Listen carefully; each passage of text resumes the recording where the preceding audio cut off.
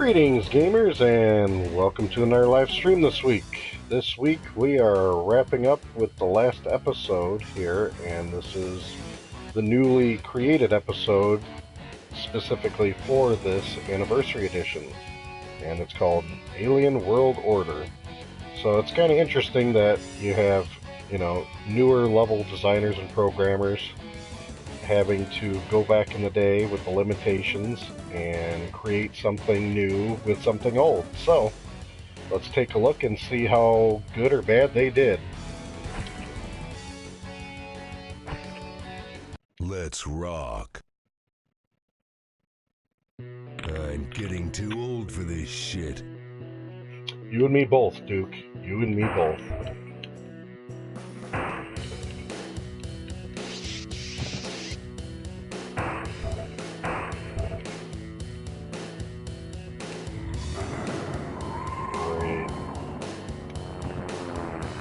Can't they just hop on a bike? Apparently not.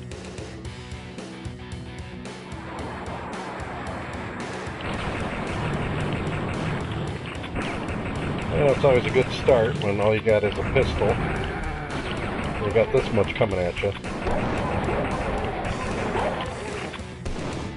I hear somebody's got a shotgun for me.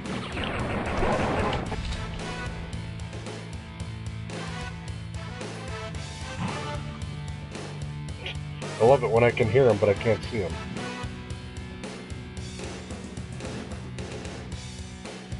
Fancy. Aw, it doesn't even break.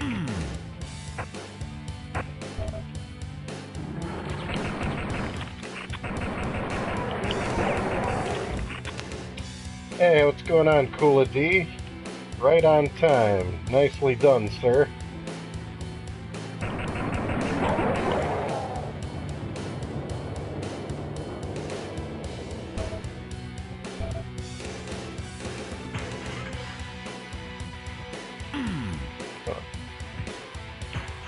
Nice place for a key. Where is it? Yeah, it's been a while since you've been the first one to jump on the stream. But always good when you show up on time. There's what I've been looking for. Now, I heard pig cop earlier. I guess I can just dive on in the water and find him. Yeah, there he is. He's hiding. And doesn't drop ammo. That was always an aggravation to me. These guys never drop ammo. They're not guaranteed. Yeah, you're pretty disappointed about the Smash lineup with Raymond not making the cut. How about Simon Belmont? That was pretty interesting that they're introducing him. I was actually pretty surprised that they didn't, they had Richter and Simon, which are key ones to have. I thought they would have added an extra female character with Maria from the Castlevania series.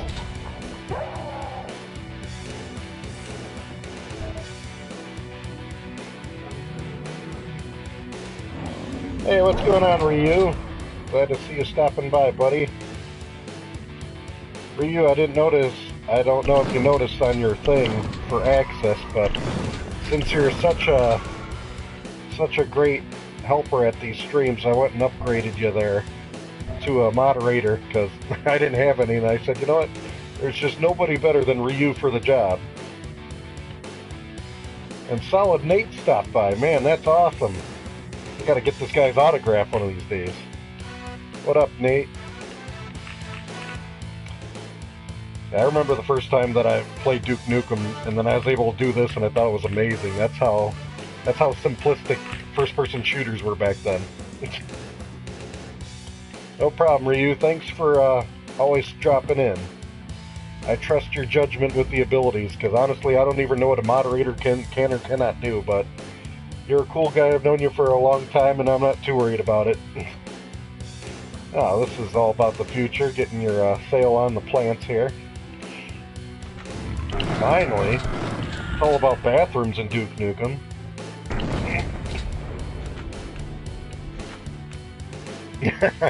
Okay, correction, well taken, Coolity. He is the best. That's why he got the title. So the real question I was going to ask you guys is, what do you think about the chaos that's been going on lately with Nintendo cracking down on these ROM sites? Apparently, I saw a whole bunch of people screaming bloody murder about Emu Paradise getting shut down. Oh, I gotcha. All right, well that's good to know. Either way, use at your disposal, Ryu. I trust your judgment.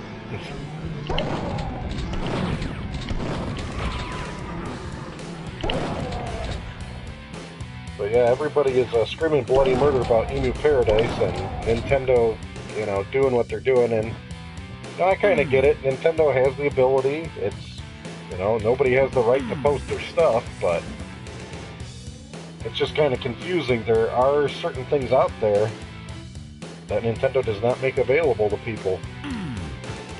So it kind of flags the question. Yeah, I was yesterday, you're right, about all that Emu Paradise fun.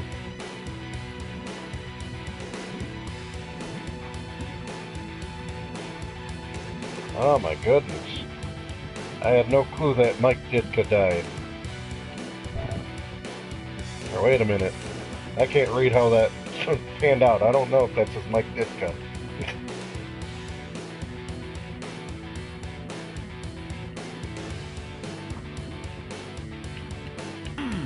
How's the bathroom door locked?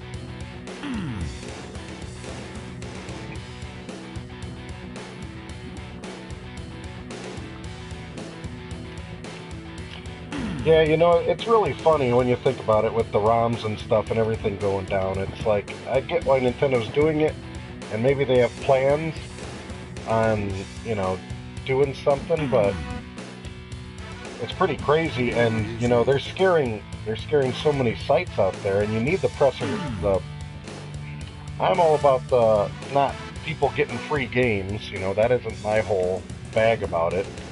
I'm more concerned about the preservation of all these old games.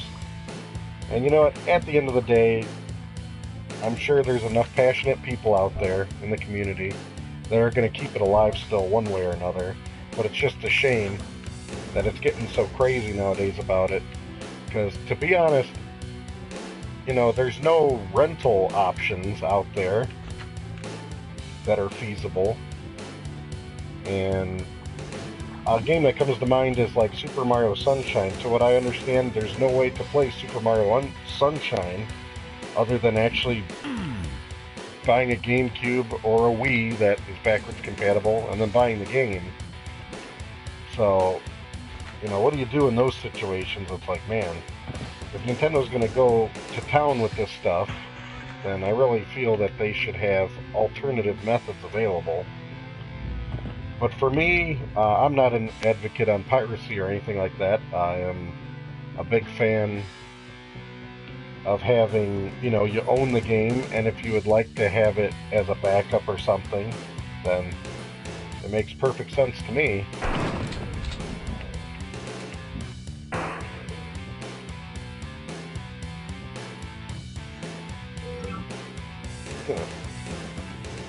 And to be honest, I've actually tried games, you know, and after trying them, I was so, you know, happy about it. I'm the type that it actually motivates me to physically acquire the game or digitally download it.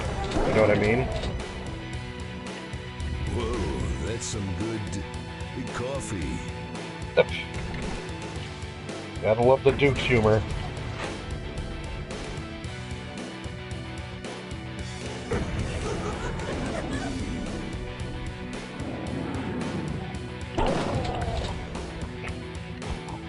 No way. Not possible, they said, but it's true.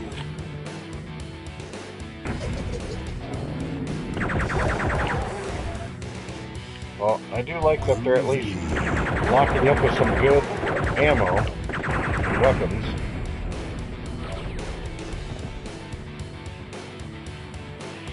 Yeah, you know, it's the things out there, there's always going to be people out there that are going to use things for the intent that they were meant for, and then others that are going to abuse the system. And no matter what you do in this day and age, I think it's pretty much unavoidable. But it's just a shame that it's getting that crazy. Because what's really interesting is, you know, Nintendo's scaring all these sites off, which is fine. And the thing that I didn't understand is, why didn't these sites just say, okay, you brought to our attention your concern, and just turned off all Nintendo stuff? You know, it doesn't make sense to me that they had to straight up stop the whole site. I mean, they just dropped everything, like a ton of bricks.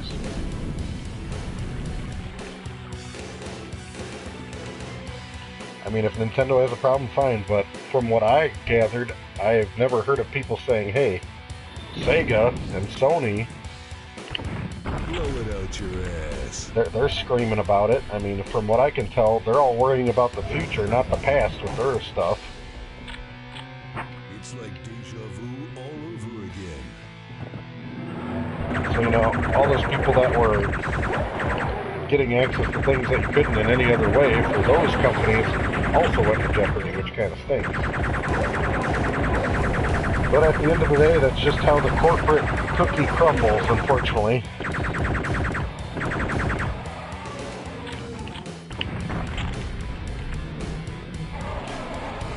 Yeah, these new monsters are something else. Where's my friend here?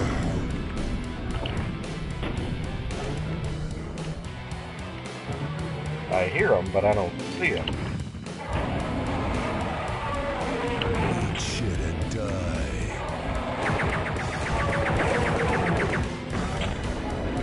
Yeah, piece of cake. There he is. Man, I heard him for how long? Ah, crud. Give me that water.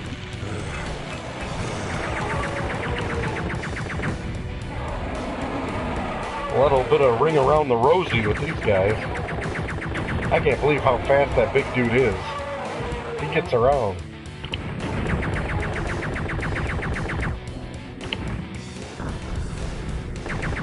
Yeah.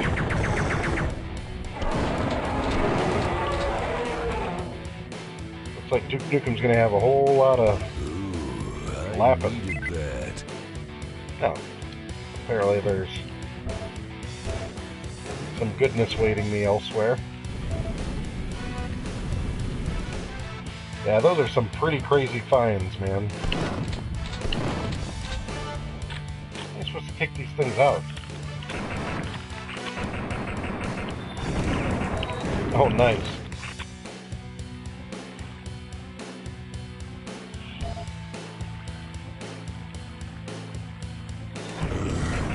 Yeah, I'm just trying to kill this weird thing. Because I don't understand. I thought I was able to shoot them while they're in that form. And I'm not. There we go, finally. There's the goodness. You are correct, sir. Next time I have coffee, I better add some cream and sugar. Well, there's the exit, but I'm really surprised. We never had access to the bathroom on that one, but bathroom jokes, I'm sure there's more opportunities. Oh, man.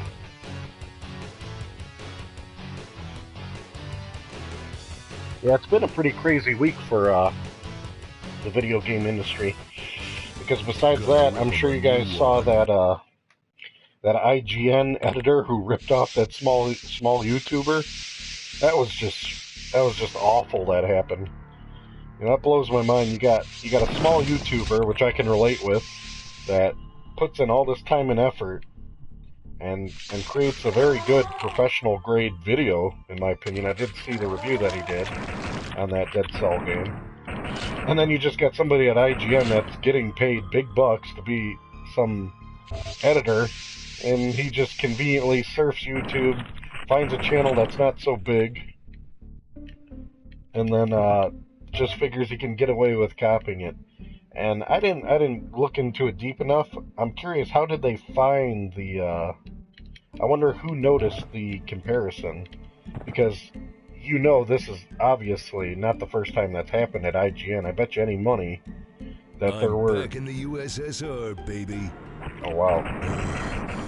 I'm sure it's definitely happened before. It was just with other smaller channels, or somebody just didn't happen to notice, as the situation luckily got noticed, and it is a crazy situation with that.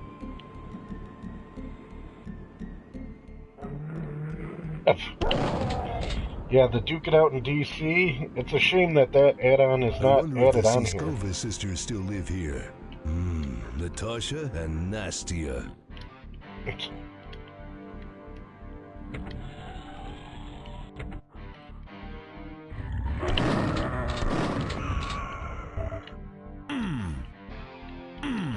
Well, they give you a pipe bomb for a reason, usually in the Duke world. Where is it? We're going to be using it right there. He didn't even die from it. What a nice... You got the donut, you got the mug. We got it all going on in here. The fridge that won't open, that should have. Got our key card. Got some great sightseeing out there. Cool. On my trip bomb. Cool. It's nice. I wish I had my jetpack. Got your fancy big screen TV. See, I hear them, I just don't see them. What the heck's that all about? There we go. There we go. Patience. That was always a nice, cool add-on in Duke. That's the first-person shooter. I remember when you'd shoot and a guy fell, that you'd splat like that. Such a iconic game for the time. They really screwed up. That should have been a Duke secret right there. Get a little bit more firepower. Just a little bit. Some. And those guys can take some serious hits. All these doors, not one that opens. I'm not seeing any cracks neither.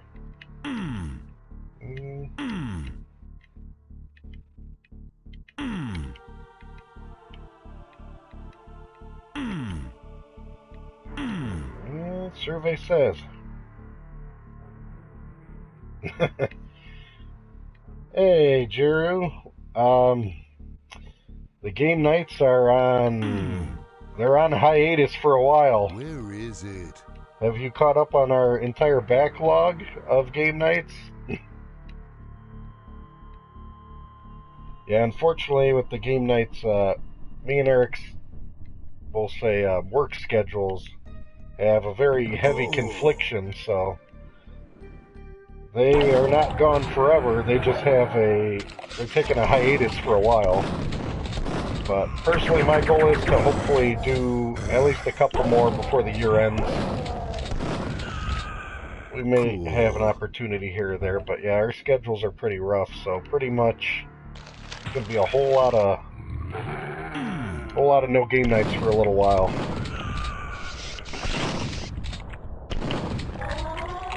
Alright, grocery stores, my favorite Duke Nukem stuff. Well, I guess not grocery store, more of a mini-mart. I hate the slime that they leave you. Step in that stuff kills you quick. Real quick.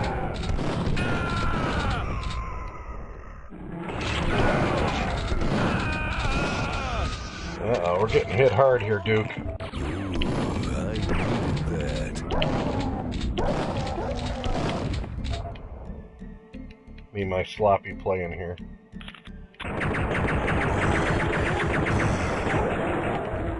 Gotta start using up some of this ammo eventually.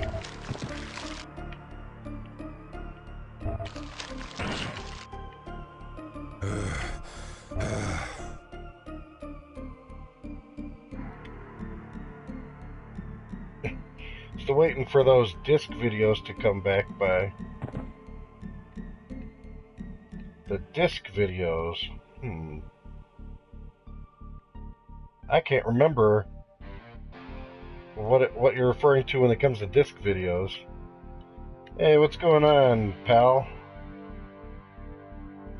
The next video I was actually planning on posting was probably going to be a quick view video. I was toying with the idea of doing a quick play, but, you know, streaming... What's you guys' opinions between a Let's Play video that's edited and just live streaming? I feel they're pretty similar. I mean, yeah, I can put in some more jokes and puns, and I can cut out a chunk of the boring stuff when it comes to a Let's Play vid. Oh, the disc video. Okay, disc replay video. I gotcha. Gotcha. Disc store. Yeah, disc replay video, that was a fun one. They're a really good local chain around here that's pretty well expanded. They got some stores across the Midwest. A good chunk of them. But the thing that's funny about that company is that they're not like, every disc replay is kind of unique because they all have different owners. I think they all just share like the name, but they don't have to have like the same setup or focus in their stores, so it's all pretty interesting how it works out. Ah, disc golfing.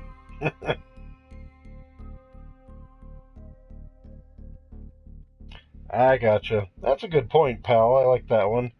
Disc golfing videos, oh, you know what? I gotta be honest. Disc golf, I have only been able to disc golf barely. I could count on one hand this year because the weather has just been awful for it. I mean, I'll be honest, I'm really picky when it comes to disc golf. I love disc golfing, but I hate disc golfing in humid weather or muddy weather. I mean, in the fall is going to be the best bet. But no, I know the variety of videos have been, that's a nice surprise, have been kind of lacking this year. And to keep the channel, we'll say, I call it life support.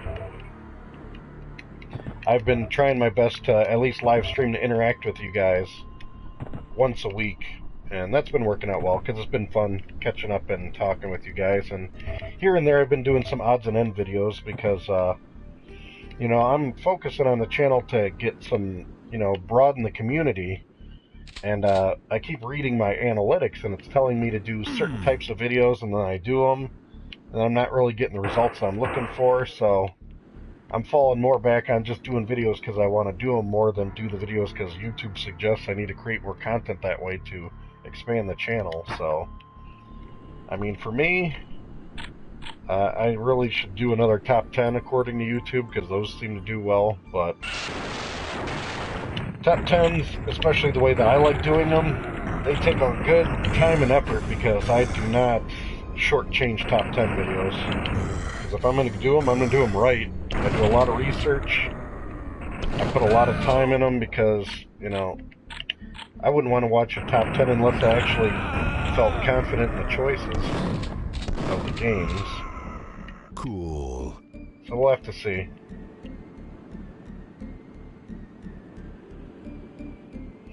Oh, I got millions of top 10 ideas that I'd love to do for the channel, but yeah, that'll take forever. Let's speed that up. There we go. Well, I'll just take a drink here quick. I'll take a drink too. Fountain water, not toilet water.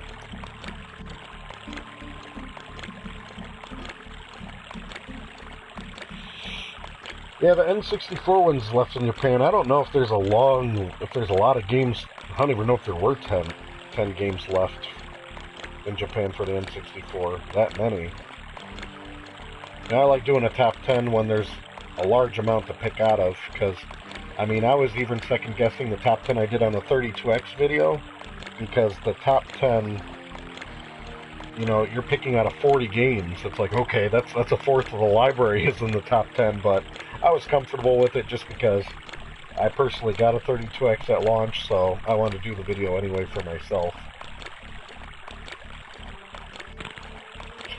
You know, I'm not a humongous fan of top 10 videos, to be honest. It's just those seem to perform well. And, I mean, if you look on my regular KWKBOX playlist, I mean, the videos that I really enjoyed, that I put a lot of time and effort in, that didn't have the return I was looking for, was like the Destruction Derby review I did. I did the entire series because I love that series. And, man, that video was a labor of love, and as you can tell, it's a long documentary video, really, on the Destruction Derby series, because it was like a 40-minute video it turned out to be, because I covered every game in the series from the beginning to end. And it was such a roller coaster for that series to cover. Plus, I had to have the games, which I had. Yeah, I had all the games. It's just more they're all on different platforms, and then when you're doing video recording and you're switching platforms, that stuff gets really, really hokey. So that adds a lot of time. And the editing and the importing. And the thing that didn't help was that my computer fried this year, my main one that I used. So that's why I stream from a PS4, because for me to get the means to actually get a good computer again that can do what it was doing before, it's going to take me a little while to save up for. I have a family to support, so I can't just invest in the channel as I'd like, you know? You know, it's funny that you mentioned that, pal, because I like that too, and I was actually considering it to kind of divide it up, because when it comes to top 10s, I think it's hilarious. I think they're ridiculous in certain topics. Like anybody who puts my top 10 original Nintendo games, I don't even want to bother looking at that, because they're gonna most likely have all the staples I already know. And they're going to be like Mario, Zelda, Metro, whatever it is. And it's like, yeah, you snooze. But you brought up a good point. If you broke it out, I was thinking more genres. King's Quest 6 is on the hit list, but actually, Ryu, I wanted to actually do King's Quest 5 on the PC before 6. I know I did do 5 on the NES, though. But as I was saying, back to Pal's thing, I got sidetracked just from reading that, is that, yeah, when you have such a great video game library like the original Nintendo, it's got to get not chopped up supposed to be here, is he? by genre. It needs to get divided up by genre to make it feasible. Because for me, I would do, and I have it on my to-do list one day, it'd be NES top 10 shooters, top 10, you know, platformers, top 10, I don't know, role-playing, or, you know, RPGs. You got to divide it up by genre when it comes to Nintendo. King's Quest 5 is awesome. Yeah, top 10 RPGs is a good one. I'm not a super heavy RPG player. I do enjoy them, but I gotta be honest, I just don't have the time for them anymore. It is very tough to dedicate the proper amount of time, if anything. Nowadays, I'm just more of a fan of, hey, what's got the shortest time that I can actually complete a game in? Or something that's in segments, like Duke Nukem's good, because it's got episodes. I can complete an episode, and then I can sit there, or I can come back to it. And I remember seeing a yellow door. I don't know why the heck I can't re-find it again. What am I missing here? Is that... There it is. There's an explosion mark I missed. All that for a Holoduke, because I use that so much. If anything, that has some use in Duke Match, but it's not that handy in the regular mode, in my opinion. Ah, there we go, pipe bomb. So whenever there's a pipe bomb, they should insinuate there's something to blow up over here. And they're not showing that. But yeah. Oh, you got the new Doom? You will not be disappointed, Ryu. Actually, I'm well overdue for streaming Doom, because I got so much Doom-oriented stuff. I got a lot of people yelling at me that I'm not covering enough Doom. And I know that people have been hounding me about doing Doom 2 on the PlayStation and Doom 2 on the Game Boy Advance. And they're still sitting on my to-do list. They're still sitting there. I did not forget. I'm most likely going to do a quick play for those, but I'll still cover them because, you know, I love myself some Doom. That is an interesting spot for Duke Match, to be under the grate like this and then surprise somebody.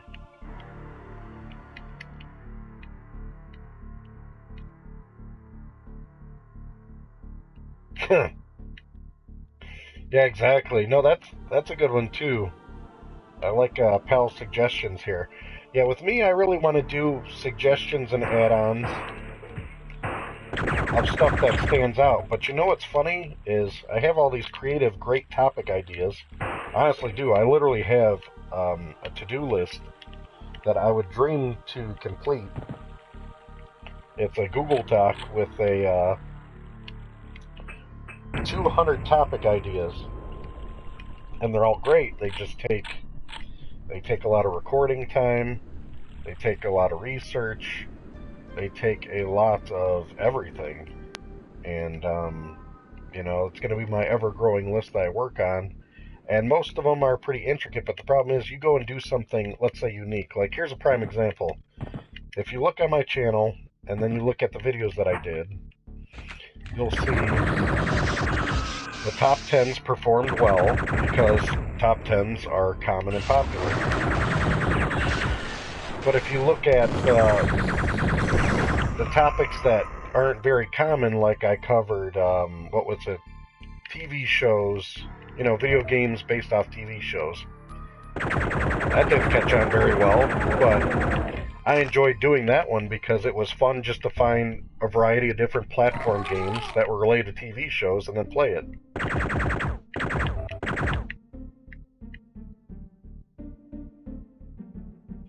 Ah, interesting. I didn't know that about Turok 2. I did not know about that. And that was another idea, too, that I was toying with that would be fun.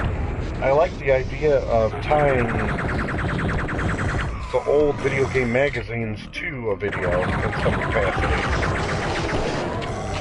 And, man, that's a lot of stuff going on. What a mess. Classic. Groovy. But I was toying with the idea, and I'll probably do it with a game night or a let's play in the future.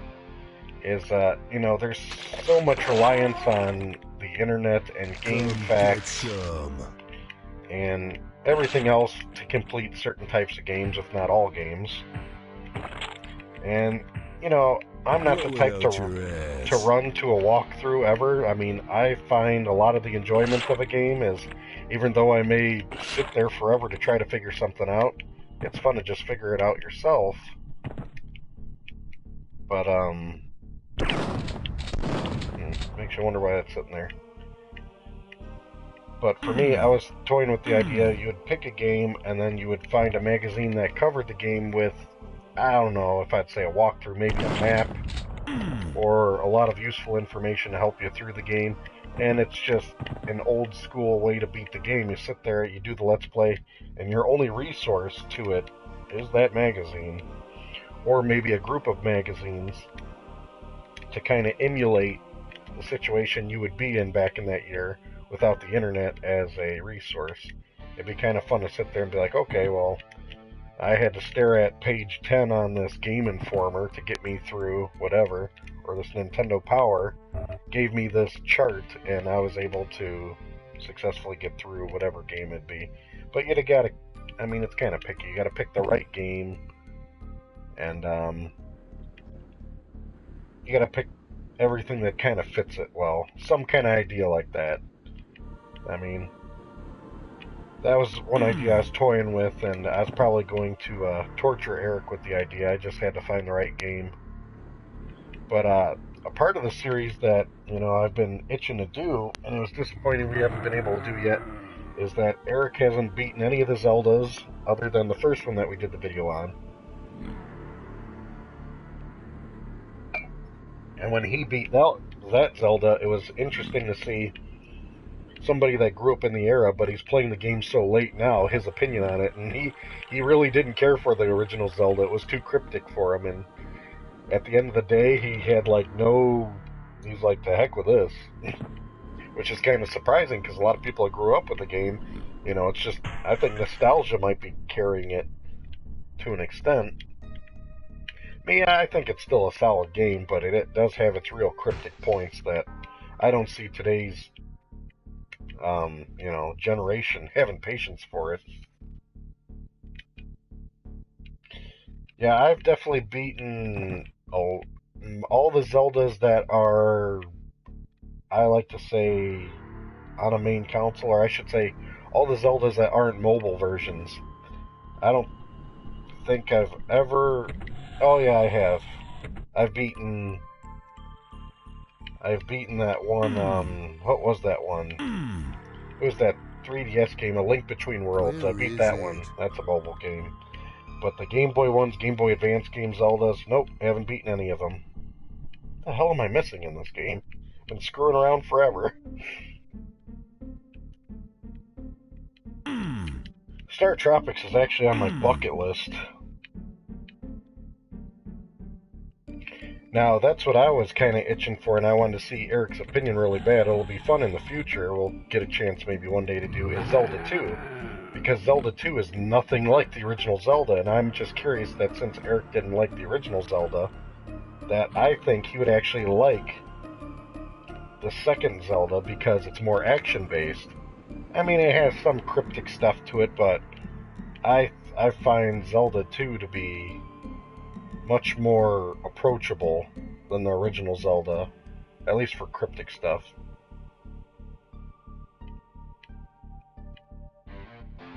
Ah, I gotcha.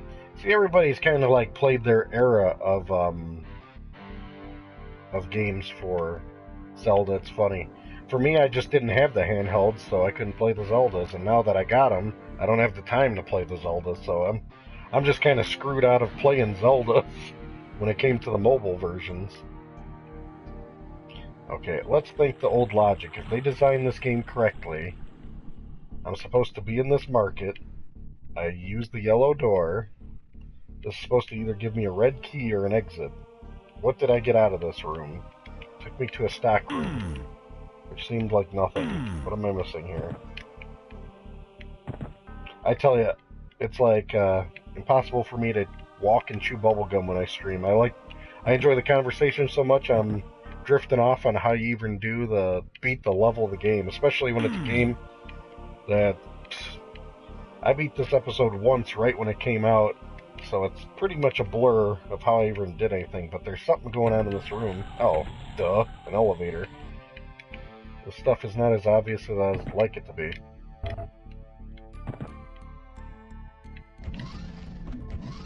Yeah, Link's Awakening, that is one that I did play up to a certain point, and I can't remember if I just lost interest or if I forgot to keep up with it, but I did not complete it. I did put a dent in Link's Awakening, though, and that was pretty fun for when I was playing it.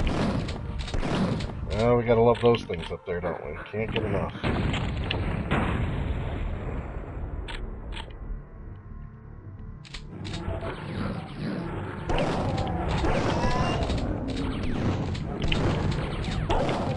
Man, the party's up and in here.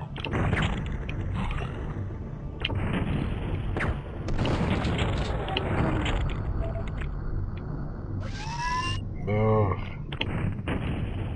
I hate those things. Waste of ammo.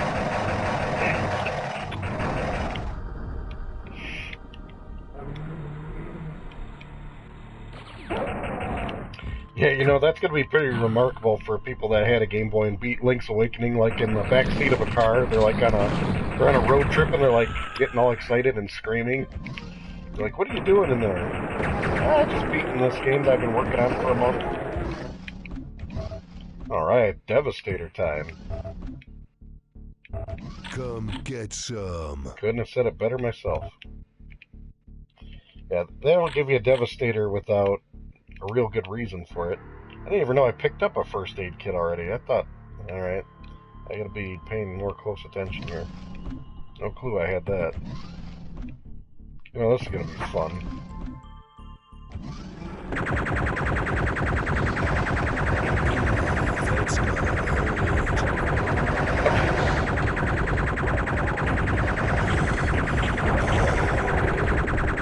I guess I'm supposed to use some Devastator ammo on that, but I didn't really see it necessary. Not yet. I think there's more surprises, though. There's more where that came from.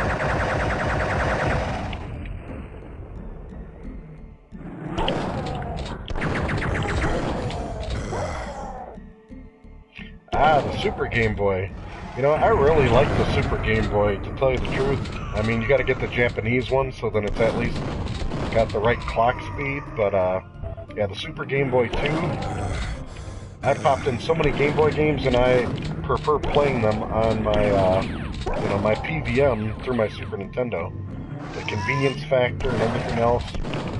And if you really want the authentic feel, you can buy, I think still reasonably, a Hori gamepad that's like an original Game Boy. Ah, nice. Cool. Here's our incinerator.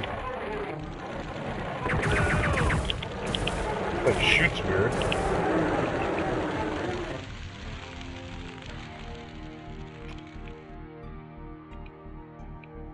Ah. Well, I have a very complicated career, if you will. I am actually an IT project manager. So, I work with a lot of different companies and manage a lot of IT projects. I needed and that. they're always evolving and changing. And I am actually an IT project manager that is a gun for hire, so a lot of different companies come to me with opportunities, and if I'm in between contracts or wrapping up, I take on more. So pretty much just your business savvy IT guy is a good way to size up an IT project manager. Bitchin'. And that career, which isn't YouTube, it takes a lot of time and effort, because there's always something going on, and I tell you, it is a challenge, enough of a challenge for me to, you know, stream once a week at the way things are going, because I was really hoping to balance things out the way that, you know, I do my work and stuff. You know, I wouldn't have to focus so much on it if I could just get that right viral video. That's why we're all brainstorming here. We got to make that correct viral video. But everything that I look at nowadays that's viral, it's like you had to strike the iron that was hot. You either A, have to be exploited by an extremely large media source, like happened to that small YouTuber. I mean, it's like a bolt of lightning. You know, as bad as it was that IGN stole from him, it was a blessing in disguise. I would have loved to been in his shoes, because I think he's already up to like 50k subs, and he had much fewer before that happened. So IGN ripping him off really put him on the map, and you know what? Good for him. He deserves that, in my opinion, because his content was stolen. That's like the worst thing you could do. But it's like, man, that is a golden opportunity, like bolt of lightning. So if you're not doing that, then you have to create a video about, I don't know, maybe doing something that nobody else knows how to do, which is kind of weird. I was always hesitant doing videos like that, because it's like, you know, what are you going to do? A how-to on how to hack or do something? You know, I don't want to... You know, the channel's branding is kind of something consistent you want to stick with. Toilet water does have a healing taste, at least for Duke Nukem, I'll give it that. Who wants some? So, as much as I hate to say it, I think you just gotta do some... I gotta focus on some content that is more universal or easier to be searched for or found. And unfortunately, top 10s are where it's at. Yeah, exactly. Do the old sandwich making video, exactly. Maybe something that common. This is how I make a sandwich. Here's ham, here's cheese, here's mustard, and if you want to get really zany, you can put some mayonnaise or Miracle Whip on there. There you go. But you never know. I could do something like that, and hey, somebody will plagiarize it and use the same recipe I used for a ham sandwich. Who knows? And it'd be a big channel. It'd be like the Food Network. And then I'm an overnight sensation. I can only wish. Come on, one of these gotta open. Nothing? Alright. Boo on this design. Duke Nukem always has opening lockers here. Oh man. That's a little ridiculous that they have that boss as a regular guy to fight. Oh, we knew that was going to happen. Okay. What? And yeah, he hit me good. Let me hit this, and this is probably where we're going to be using this. Oh, he's charging me good. Nice. You know, it's no messing around when they're using end episode bosses as regular enemies.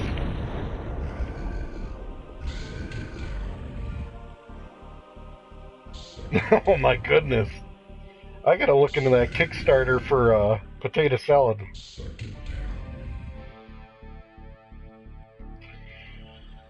You know, I will probably do some more Larry games in the future. I'm trying to keep up with you guys, but no, the main problem with all that is I'm currently still limited with using this PS4. That's the problem, guys. I do not have the computer means to stream anything I want anymore until I get, you know, that dead computer replaced. What I got is just a PS4 for streaming, and the computer I use for work is dedicated to work, and I do not mix my work stuff with my hobby stuff. I keep them on separate computers. It's just a practice that's always worked well for me. Don't want to mix and match.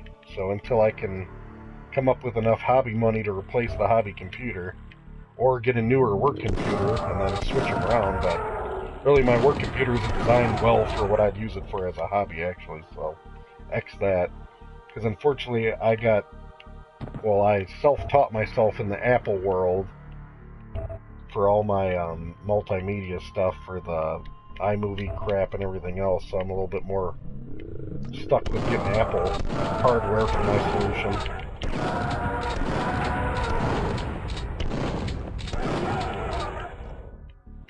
But yeah, 10K potato salad. I mean, I got a pretty good chili recipe. Maybe I could start there. Cool.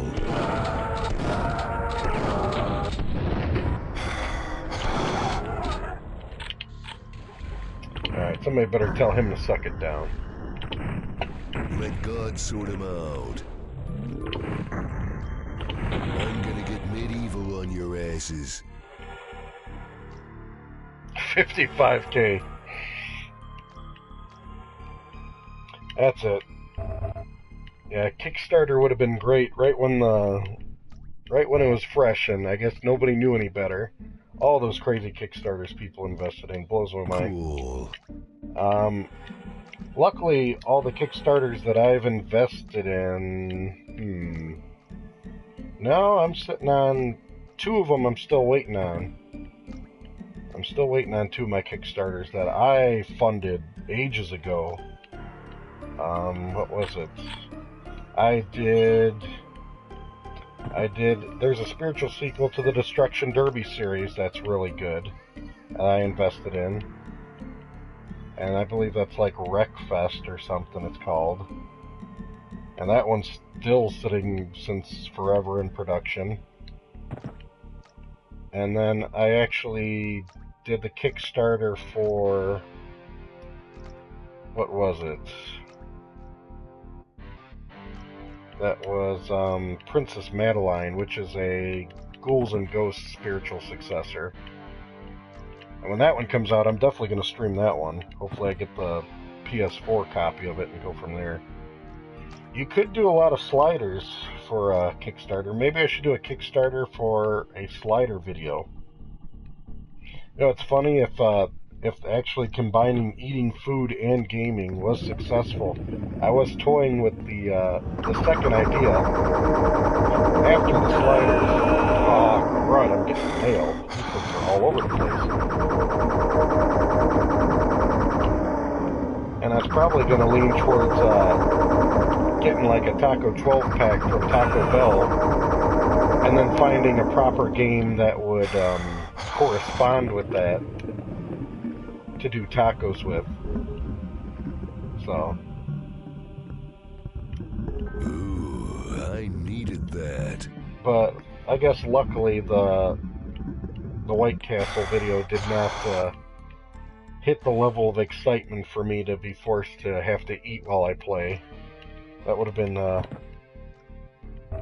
was a tough challenge to eat while you play like that. Yeah, I was not feeling, too great for a while after that one.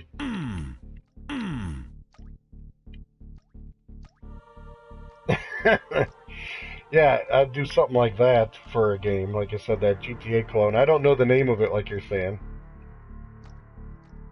Really? Well, that's impressive that you know somebody that won an Xbox from Taco Bell, because I remember them always having those raffles, and I was like, does anybody ever win these things? It's almost like I've seen so many crazy raffles. It makes you really second guess a lot of them. Okay, I went through all that to go back down into here. And nothing's standing out. There's got to be something underwater. Ah, there you go. Total overdose. I gotcha. Yeah, I think I know what you're talking about. I remember seeing something on that before in the past. It was just crazy how that stuff was panning out. There we go. Here's a nook. Let's take us somewhere important. Okay. Some ammo. A flaming pot. Okay, I found a secret before the exit.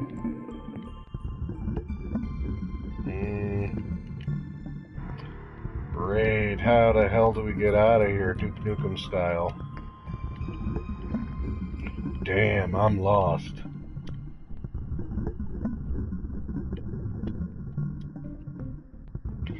Yeah, GTA was cloned to death so much that, like you said, it was only, it's like a novelty thing. You'd, like, play them for a half hour and then be like, okay, I get it, I'm over it. To be honest, I'm one of those people, there's always an exception, but I'm not a big fan into the mod scene on games. I'm pretty much a big fan of playing games how they were originally released or intended. And the only time I'm ever really a fan of modding them is if it's a mod that enhances the game or, you know, makes it playable on newer systems and then, you know, just kind of polishes it up a bit. Yeah. I haven't seen any waitresses yet to tip, but that is good advice. Alright, where the hell is everything here?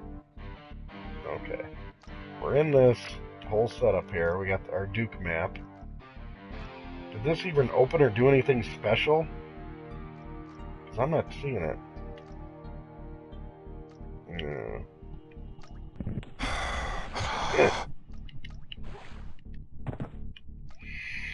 Okay, the only thing I can think is to go all the way back up. Because I didn't get anything out of here. It's not like there's a key or a door pending.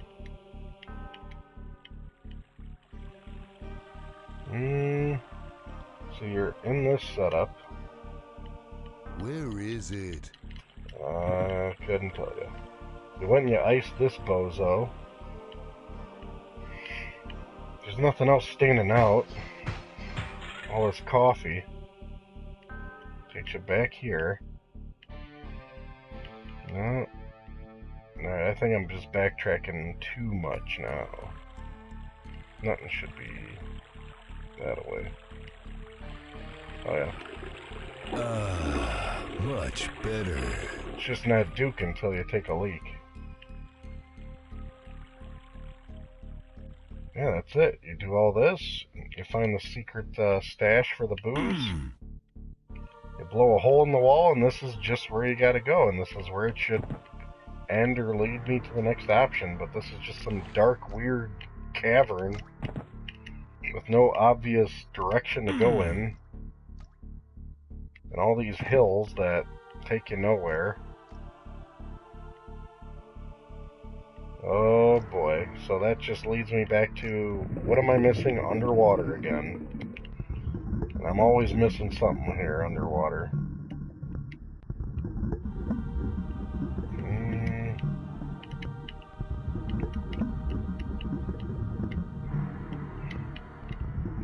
seeing anything obvious. Heaven forbid there be. No. That's it. Okay, so this is a starting point. There was this hole, but isn't this the hole that had that secret? Yep. Okay, besides that secret hole, what else we got going on here? Besides a whole lot of nothing. This ain't helping me get to a certain part of the level I couldn't get to before. Yep, a whole lot of nowhere. Getting nowhere fast.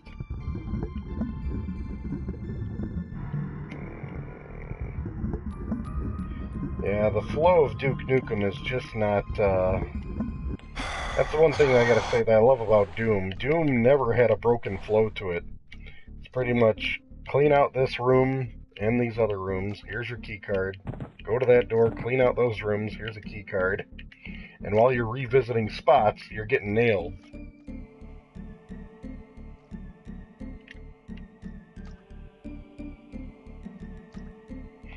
Oh man, if Blood got a port, I'd be right in line for that one. I'm with you. I'd want a Blood port. I think I've said they need to do a Heretic port. I don't know why the hell they never did that for the consoles. Heretic, Blood. I can't remember. I think Shadow Warrior might have got a port. Didn't it? On Xbox Live or something? Maybe, maybe not. None of it's ringing a bell. Alright. I'm over it. What am I doing wrong? Because you go up here and it looks like you climb up this hill here. It just takes you to this. And it's like, who cares? Why is there light on all this? Like, they're lit up portions of the level. And I'm not taking the hint. I'm not getting the hint of how the hell you get there. Oh, I see what you mean. A new one. A new one. Well, that'd be interesting to see how well, I'm glad we got an update on the cats, Coolity. I forgot to ask you about how the cats are doing. None of them are sick. They're all in their tip-top shape.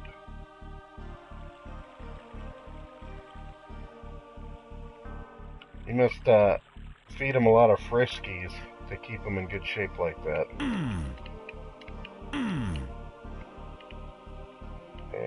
Donuts, junk.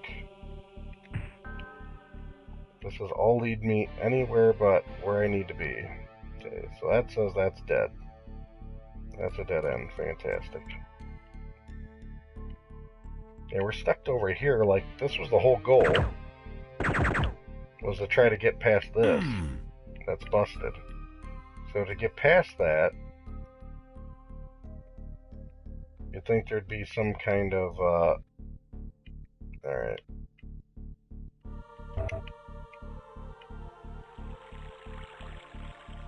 Maybe you go down into this cavern and then get across that area to come up above where that hole is, maybe? I don't know. I really don't know the purpose of this whole stupid cavern. I feel like there's supposed to be a key, a switch, or something. And we got, like, nothing out of it. Nothing. Oh, there we go. Yep, that's what it was, and I can't even see what I'm doing here, because I'm paying attention to all the other stuff. Man, those stupid sensor guns.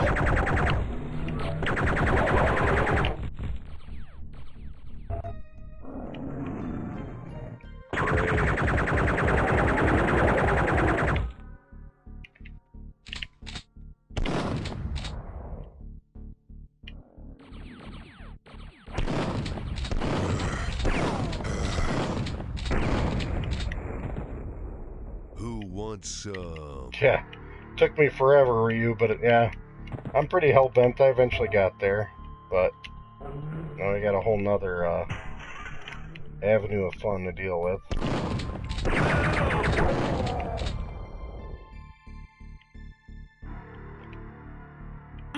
Now, shouldn't I be able to open this on the other side so that's easy access both ways? No, of course not. They wouldn't give you that kind of convenience. Yeah, this big setup, this looks like, trouble. Ooh, I needed that.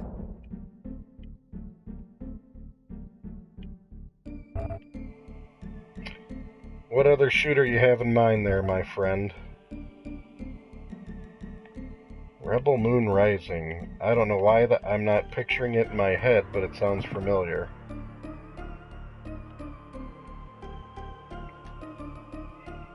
That one just is not triggering in my head yet. Okay, where the heck am I missing a red key?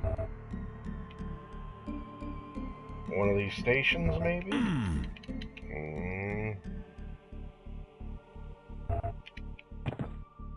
You know, there's got to be a switch in one of these.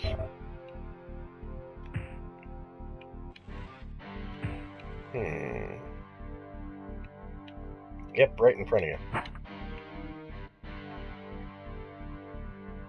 Two missiles. Okay, a sci-fi shooter. Makes sense with that. More of these guys? Come on, man.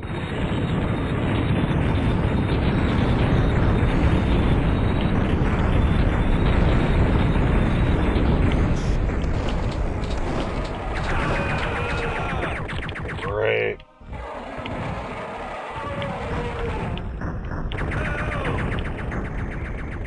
Yeah, I guess we might as well use it.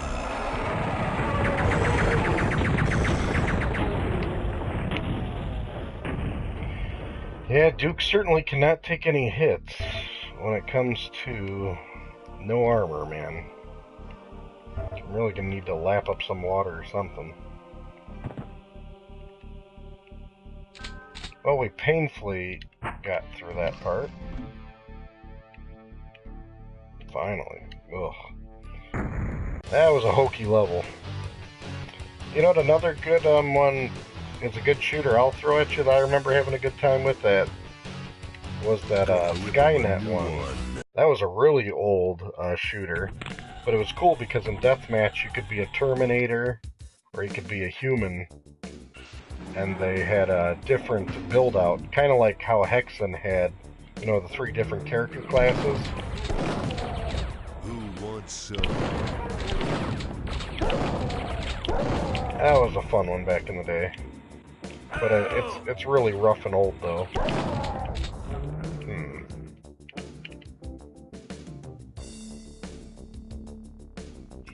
It's up there as I mean, maybe it was the first one with mouse aiming. You know what? Now I'm thinking about it, because I mean, for some reason I always think Duke Nukem, but Duke Nukem was probably just one of the first, we'll say, more mainstream mouse aiming first-person shooters. But yeah, you're right. Skynet had that, and another thing Skynet had was vehicles. You could hop in like a jet and stuff in Skynet. You could hop into that. And then use that in deathmatch, and I remember, and that was really cool. That was like Unreal Tournament stuff, you know? Okay, somewhere you gotta have a medikit in this level. Hello. There we go. Ooh, I needed that. Yes, you did, Duke. You certainly did.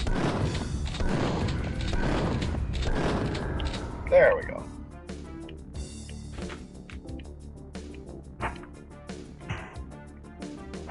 Oh, more fun it opens. That's great. That's what I want to deal with. Duke needs a hell of a lot of water. Especially toilet water, his favorite. Throw it out your ass.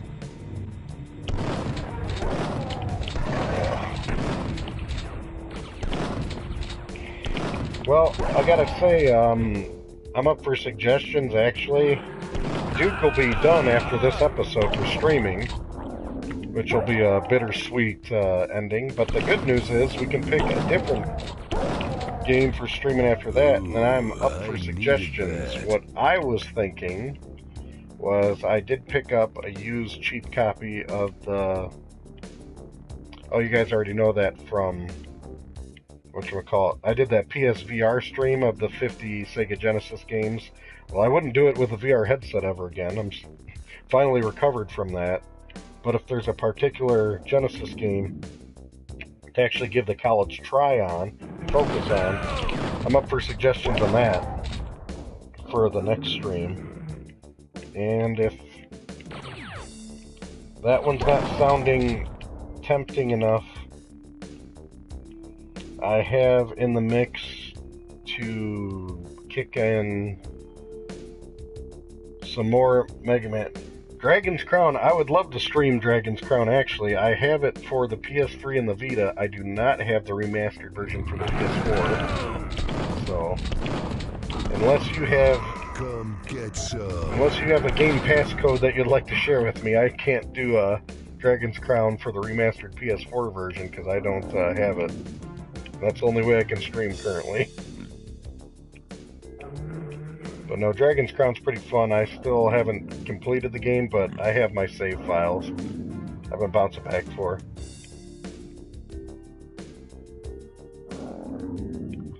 Yeah, I mean, there's some interesting choices. Another one I was chewing on that I know Ryu might vote for is I do have the second volume of the Mega Mans. Remember when I went through Mega Man 1 through 6? Boy, that was fun. All I can say is thank God for Ryu being there, the Mega Man Jesus, to guide me.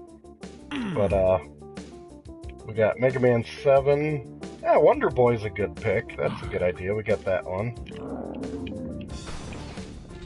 You know what? I might lean towards that one then. Yeah, Wonder Boy's a fun one.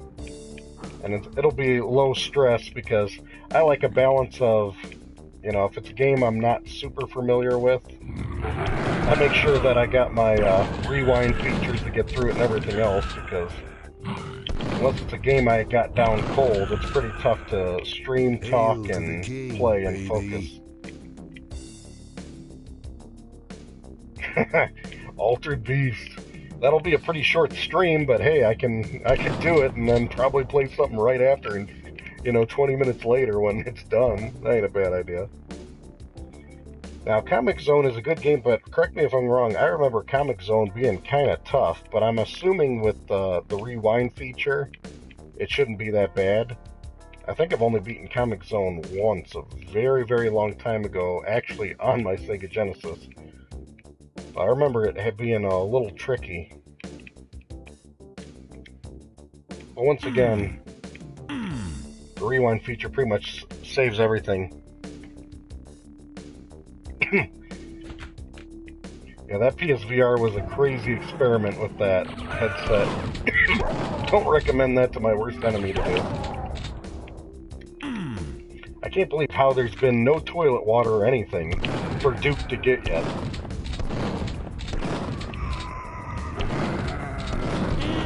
Yeah, I knew that was gonna happen. Really pisses me off. Me too.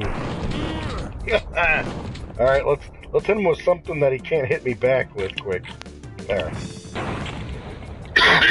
That'll fix him. Ugh. Finally, help. I needed that. Yeah, they're barely keeping me alive in this one. They're like, here's a little health, here's a little health. There's a teleport to God knows where. Nice.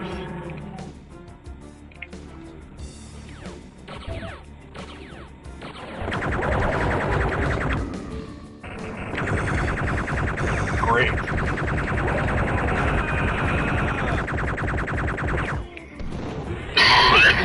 Got me hacking along. Yeah, I'm gonna need a water break from that.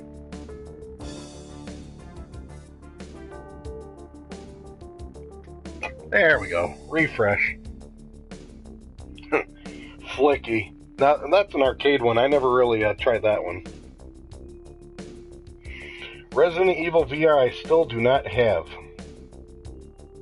You know, you brought up a good point. They really should make a Master System collection. That would be pretty interesting. If there was a Master System collection, what games would you guys put on that one? For me, I'd have to say put Rastan on there. That's one that I like. That was a good port for the Master System. And then Ghouls and Ghosts on the Master System, just for the fun novelty. Alex Kidd is classic. You know, another one that I do is Lord of the Sword. Put Lord of the Sword on there and give me the rewind feature. Because I still have not beaten Lord of the Sword. That game is tough. That game is kind of ridiculously tough.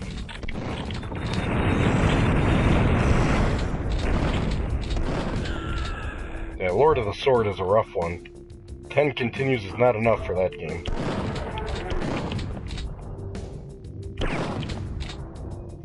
Yeah, the Wonder Boy games are good, but you can still play those on like the Sega Genesis, so I'd lean towards more exclusive type of Master System games. Like, what's another good Master System game I like to pop in time to time?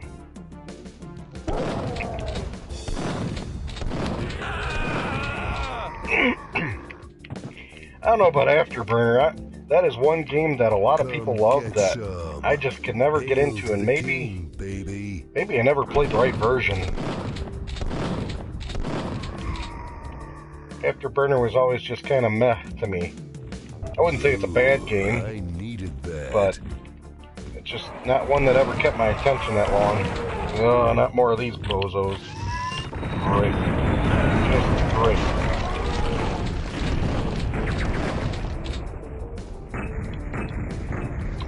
Oh, you know, it's another good exclusive. What's that Castlevania clone that they made on Master System? What was it called? Was that one Dark something? You're basically like a Sherlock Holmes or something. You start with like a knife. You gotta stab everybody. Okay, I gotta get some serious firepower and get away from this dude.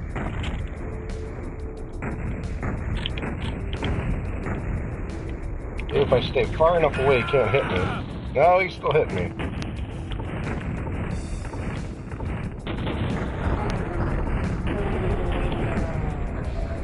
Finally. Was that called Darkstalkers or something?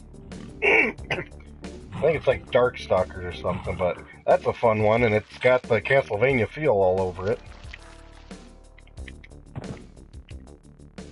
That'd be one I'd put on the collection. Cool. I guess you might as well throw like the Sonics on there. This sucks.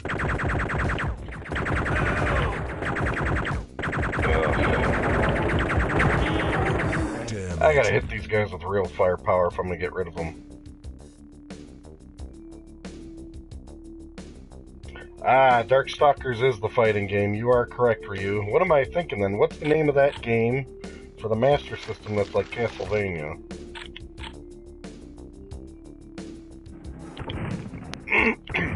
blow it out your ass.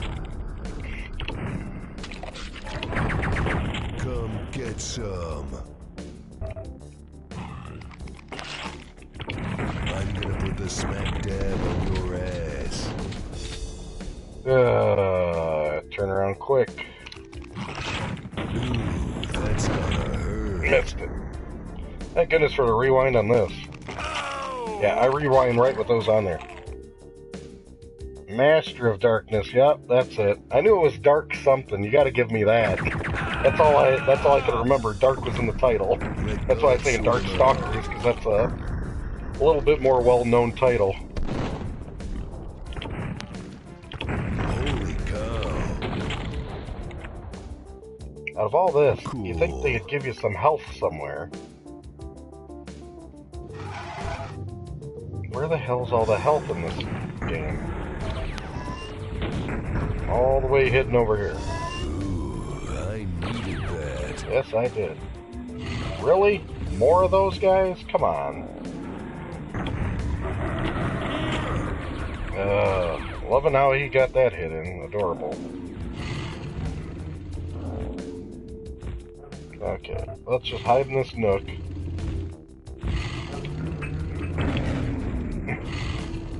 Is he actually gonna fit in here? Wow. Really? I thought I was safe.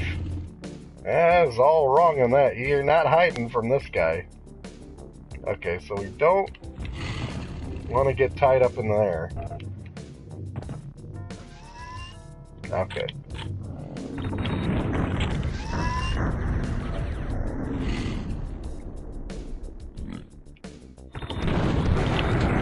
Sitting there looking for him, and now he's stuck over there. Oh.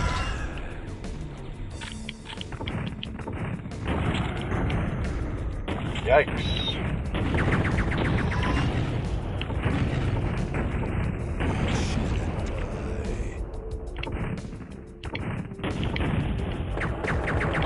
Eat shit and die. You ain't kidding.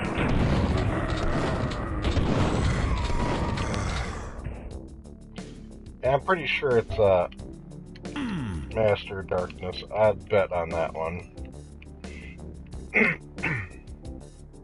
Cool.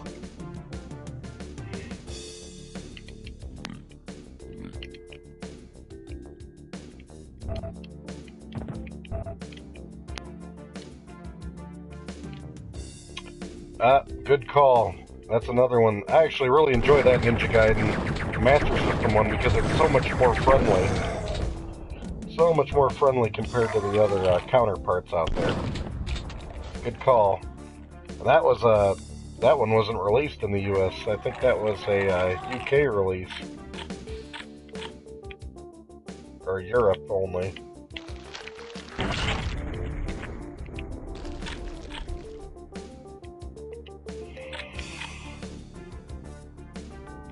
You know, I've noticed that they've been pretty stingy with, or maybe it's in a secret that I haven't found, that I could have found earlier, was, where's my jetpack, just to kind of squeeze through Duke Nukem style.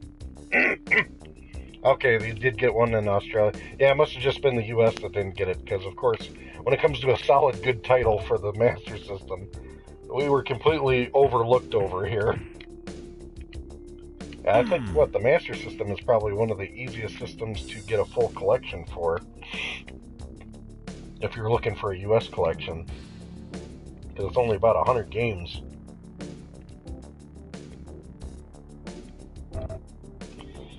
Yeah, I don't think the Master System had a fair shake out here. Nintendo was really dominating.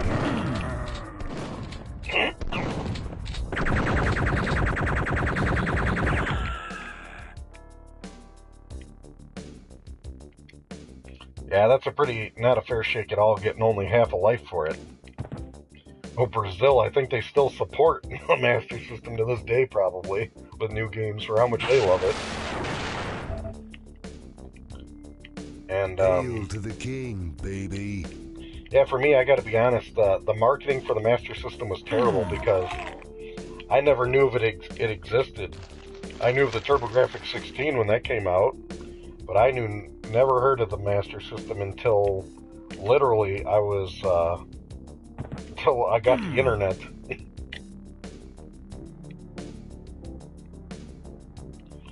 But they have a lot of different ones. I did cover the Streets of Rage, though. The Streets of Rage port was pretty solid. You know what was terrible, though, was Streets of Rage 2 on the Master System. That one, I did already capture the footage, and I've been wanting to do a review on it. I just have not gotten around to writing up the verbiage for the review. But it was not pleasant.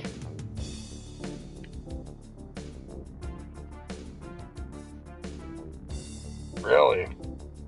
So the Master System was the poor man's console. Was the Master System really cheap? Like, were the games in comparison and the system in comparison cheaper than Nintendo's stuff? Because I don't know. I mean, I went to rental stores and everything, and nobody ever had anything on the Master System. I think I saw Atari games for rent before Master System games. Okay, so there's a range of 20 to 60.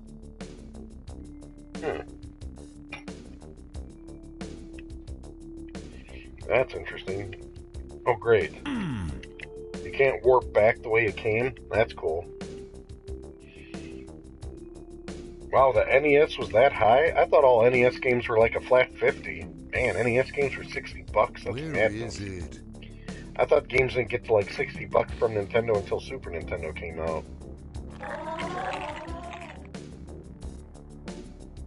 Okay, we got this wonderful yellow key. What are we going to do with it? That is the question. That is the question. What are we doing with it?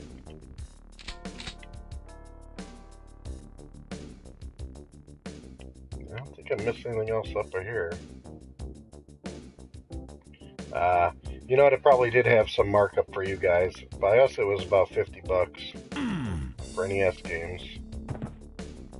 But no, you are right. Super Nintendo games, I remember those being insane. I just remember Super Nintendo being expensive as all hell. That's why I jumped the Nintendo flagship in the 16-bit era. I was a Sega Genesis guy.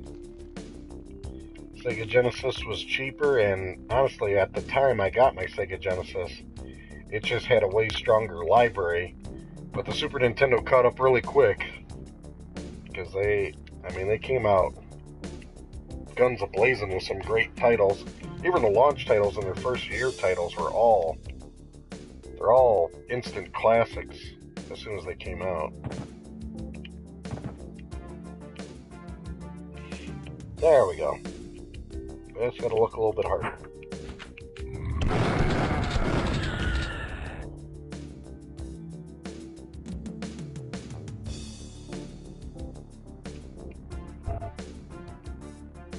Finally, some water.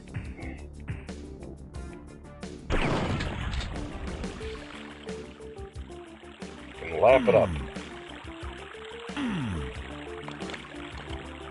Drink it up, Duke. Oh, we got all this fun. Great. Got some numbered pads here. Got a blue key that I haven't used yet.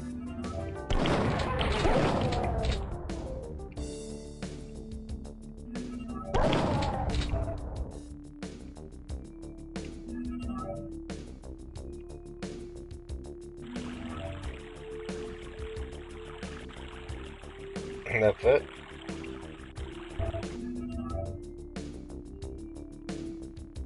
Came from 1, went to 2. The door's still open. So back to 0. That's where we go. Oh my gosh. I just saw that now. $90 for PS4 and $120 for Conker's Bad Fur Day in Australia. You guys really had to put out some dough out there. That is madness, man. That is madness. I don't think there's any game out there I'd want to be forking out that kind of dough that wasn't like some insane special edition that came with stuff that justified it. Just the plain old game for $120. Yikes, I'd be waiting for that. I'd be waiting for that to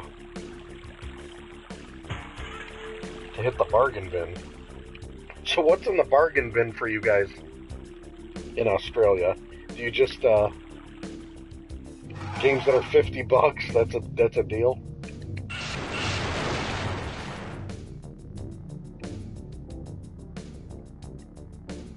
Wow. I don't understand why you guys are getting charged way more on Steam. That's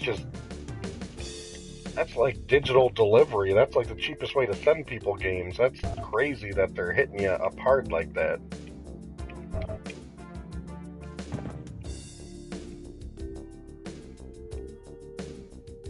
Okay, well, I've had this blue key since forever, but whatever. You guys suck.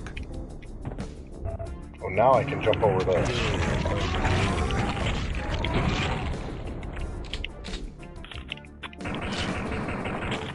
Alright, let's use up some pistol ammo.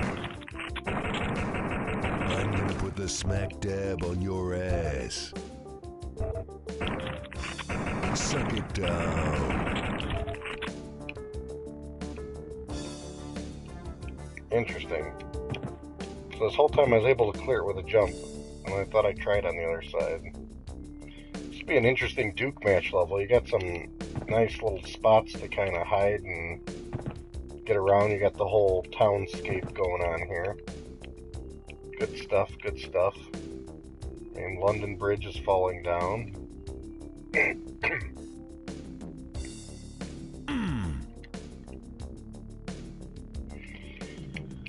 Oh, I'm guessing Australia just has to pay the top dollar because I'm assuming it is not cheap to get imports sent to you guys, so that's my only guess. Nation of Pirates, eh? I can't say I've heard that slogan yet, but that's interesting to bring up.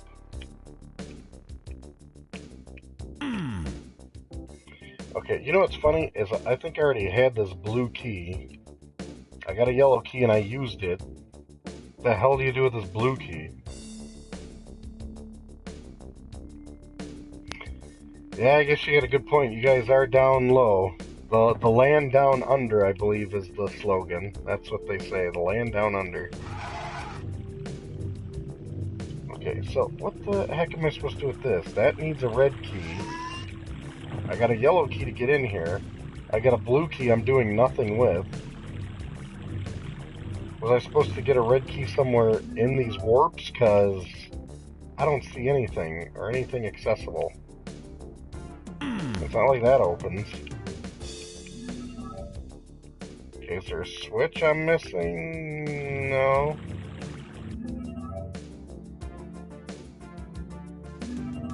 There we go. Yeah, I didn't notice in one of the rooms they had a 4 and a 3, so that's you can get farther.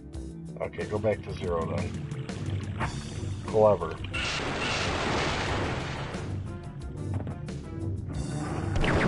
Great. We're partying down here.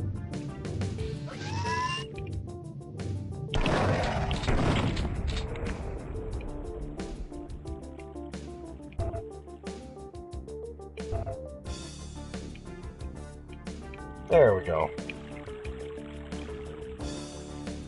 That's got to be really interesting. Just having, you got to really like your games to be paying that kind of dollar for them in Australia.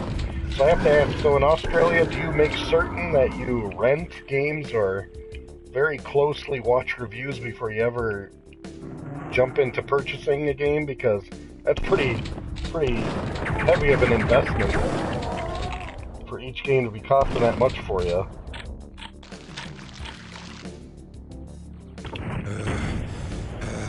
Alright.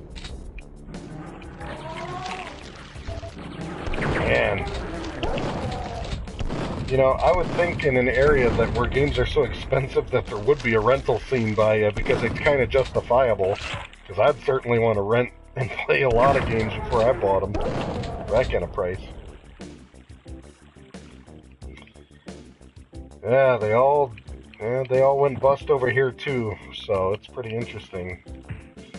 I'm trying to remember, I think there's one Blockbuster video still alive, isn't there? And it's like in Alaska, maybe? There's something like that. Like one oddball one still kicking.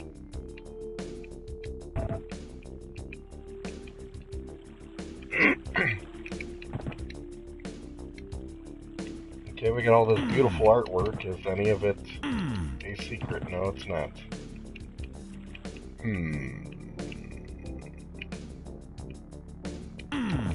Looks like one of these windows should break open or something. But nothing. Nothing. Oh man, more of this nonsense.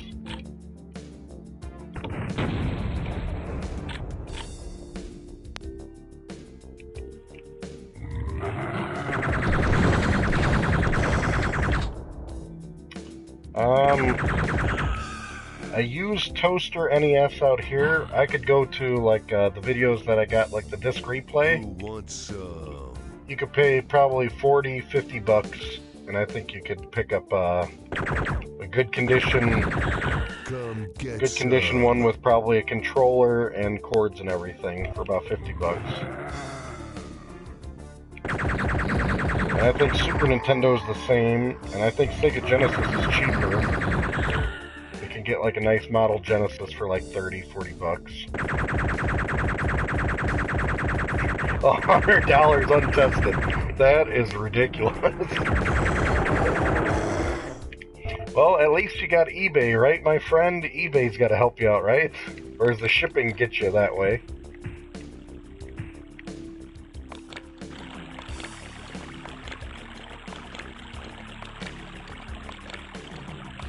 Oh, that's madness. Yeah, $100 and it's untested. No thanks.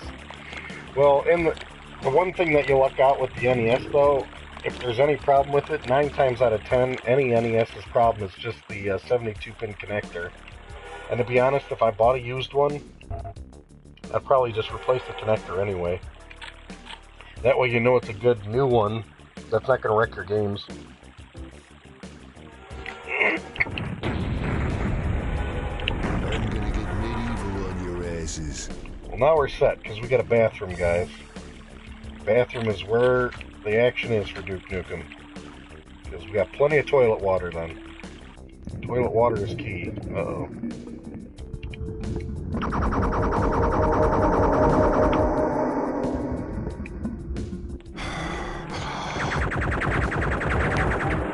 Great.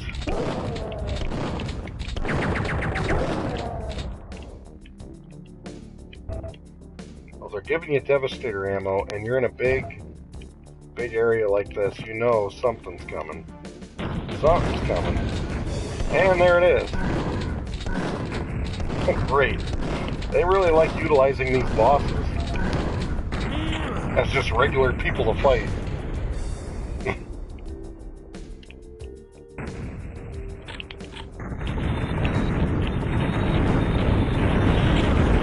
Oh man.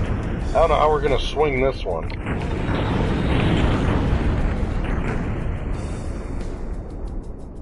How the heck are we gonna do this without taking all the abuse? Yeah.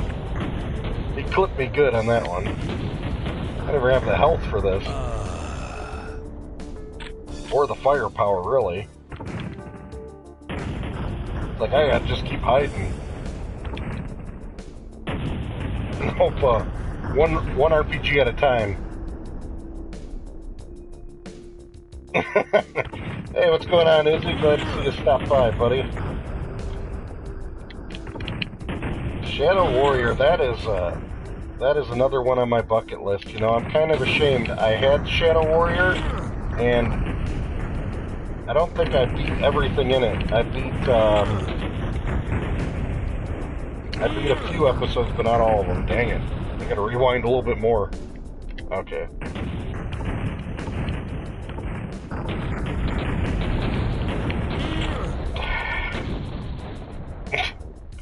Good old fragging tagging here. Dang it. You know, there's just no good flow to this, especially with this weak-ass RPG and no health. This guy's gonna make a career out of killing him. Can I just go right up next to him and say to hell with it? You know what I'm doing wrong? Is I'm not taking my steroids. That's what I should be doing. Okay, let's get to a safe point and try to take some roids. There we go. So maybe I can dodge him. Maybe. Yep, that was the secret. When in doubt, take your steroids, my friends. That's what Duke Nukem teaches you. I was just being too slow. Needed the roid power. Really? I remember the humor in Shadow Warrior being pretty crazy in that one. I think that one was one of the early games that actually supported, correct me if I'm wrong, where you could like hop in vehicles or something.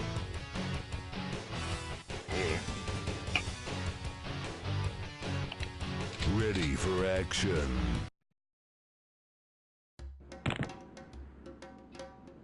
Here we go. This is the Serious Sam homage level, I believe.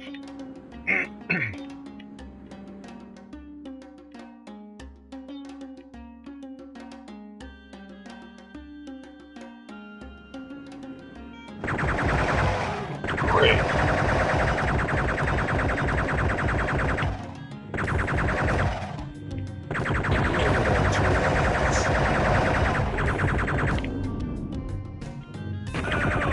Nice.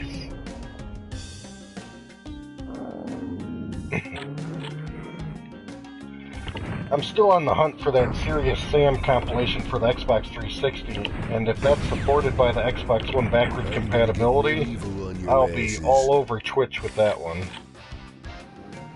Groovy.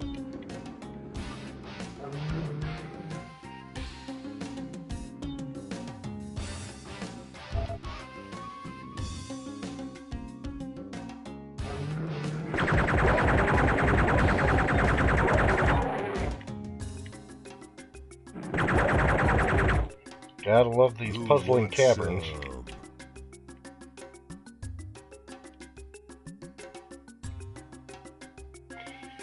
Yeah, I couldn't find a good copy or deal on that collection, and I believe it's only for the 360, it's an exclusive.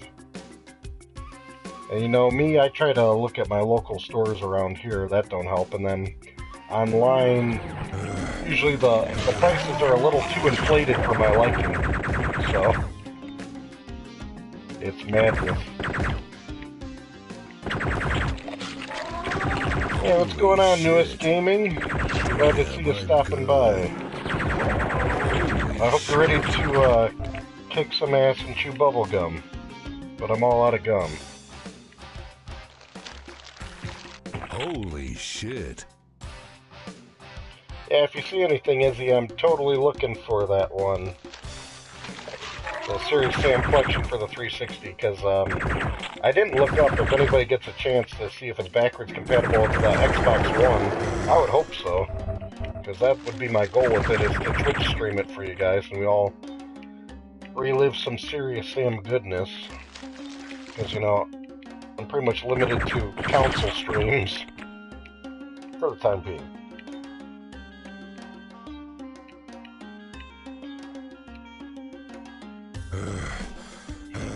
But I have to compliment Xbox One has been doing a great job with backwards compatibility. I've actually popped in some of my original Xbox games in there, and they work, and they look really good.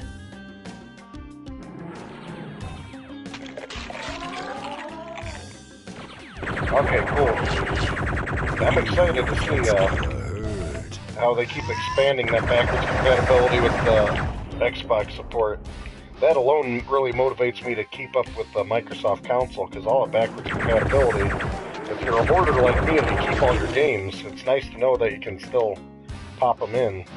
I mean, PS3 was doing great with that, but once PS4 said, no more, go to our digital shop for your old solutions, that's pretty upsetting. I mean, that was really that was the one big disappointment with the PS4. They should have at least did like Nintendo did.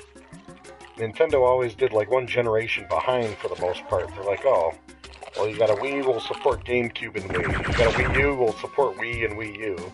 And I understand why the Switch isn't backwards compatible, because there's no way to put the games in. But PS4, there's no excuse. It should have supported the entire PS3 backwards compatibility library to pop in your PS3 games in it and play. That really irked me that they did that.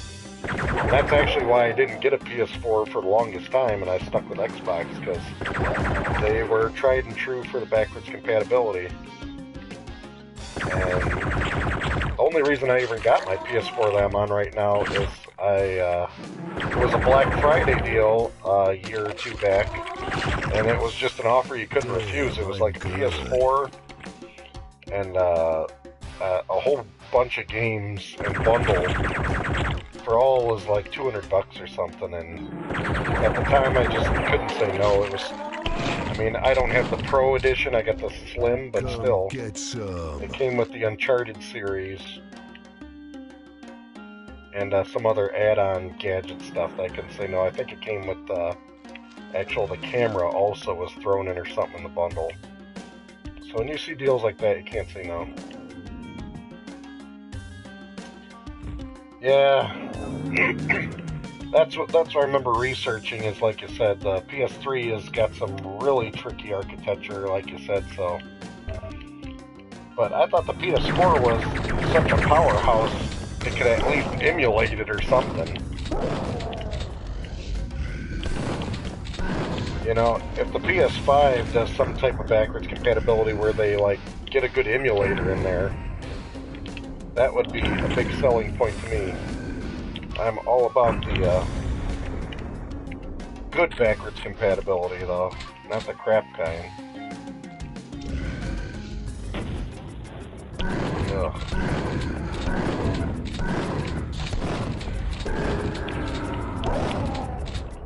Trying to get there. There's just guys all over the place in this.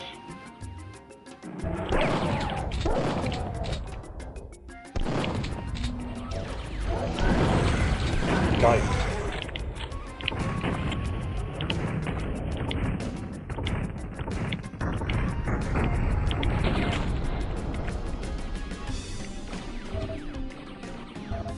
I thought I got this one though. I'm gonna put a smack dab on your How am I missing that? Sometimes you just gotta shotgun it.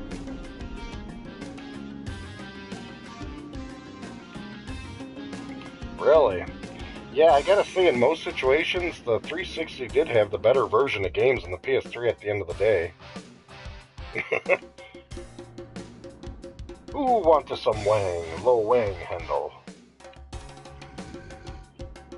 Yeah, I remember a big game that I was a fan of was the Unreal Tournament, and they came out with Unreal Tournament 3 or whatever, and you totally got ripped off with the PS3. It did not support the two-player local co-op, and the Xbox 360 version did, and I was so happy that I had a 360 because me and Eric, we put some damage on that Unreal Tournament. That was a blast with the split screen.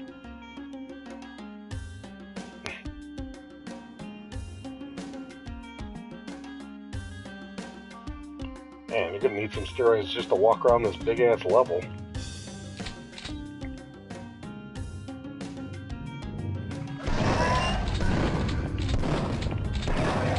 I'd take advantage of this high ground.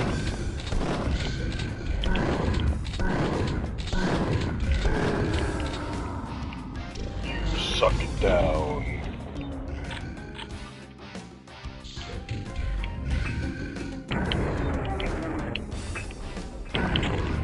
Loving the pipe bombs.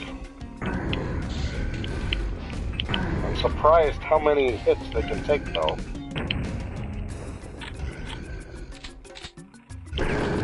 There we go. Okie dokie.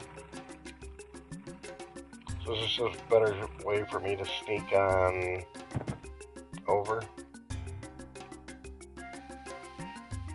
Why so serious, Sam? Classic. My boomstick, Sam. You can't take out Sam.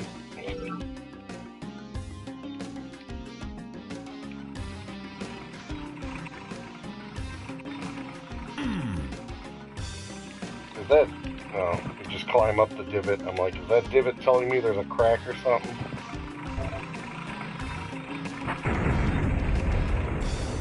Well, that opened up something. I'm guessing up there. With that movement, probably a rocket coming my way now. Groovy.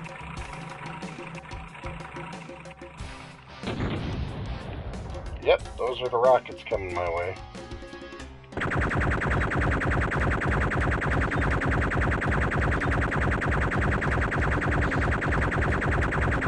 There we go. Nothing the Ripper can't handle. Ooh, boy. There we go. All that for this.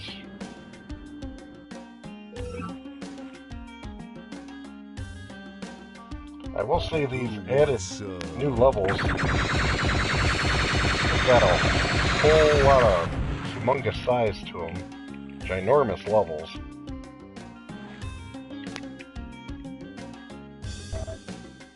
Makes me wonder if these, I'm assuming these would have been supported back in the day possibly.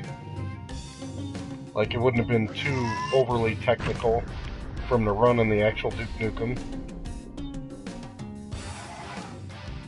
Yeah, you ain't kidding, Izzy. You get yourself some Evil Dead FPS action done right. But don't you like the Evil Dead games that they already released? Aren't you big fans of those? Get that crap out of here. Hang on. There we go.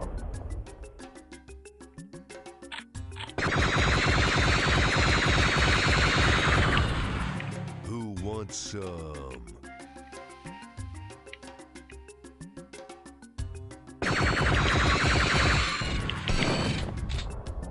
And these suckers take some hits. These bullet sponge bastards. Yeah, well, at least we got some rocket ammo. Damn, I'm good.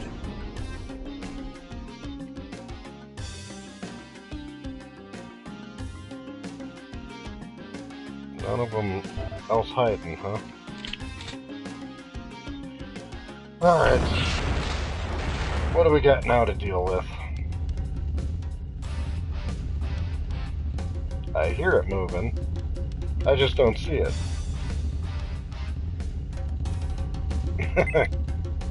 Good old Necronomicon. Oh, I popped up this stuff. Oh, and it made a nice little shutter there. That's fun. And there. So, it opened all the spots I need to shrink myself, apparently. And hitting that button does what for me now?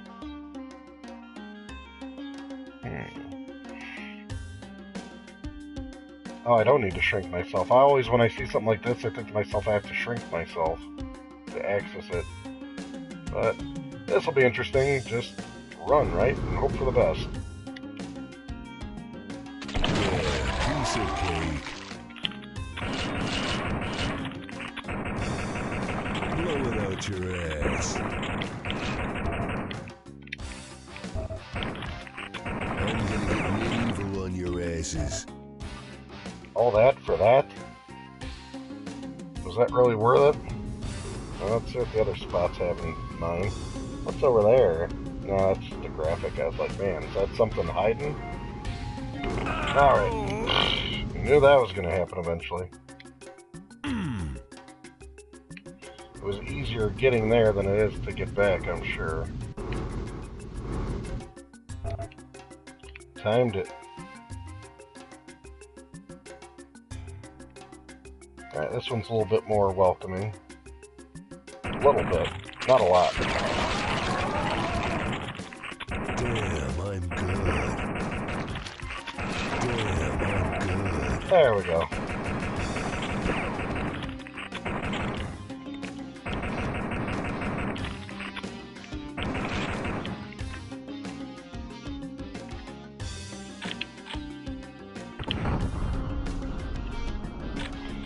Yeah, how cute. How many times are we going to have this thing? Need more and more spots. There we go. Hassan, chop!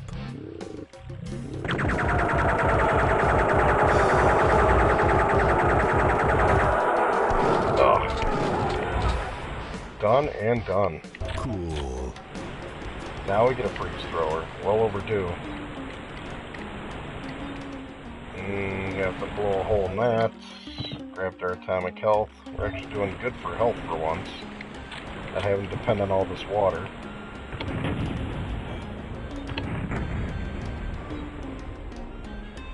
So the real question is, what have... I noticed, what was it, Ryu, I think you're doing the... what's the word I'm looking for? The Earthbound. That's been interesting. I've been grabbing that here and there on my phone when I can see it.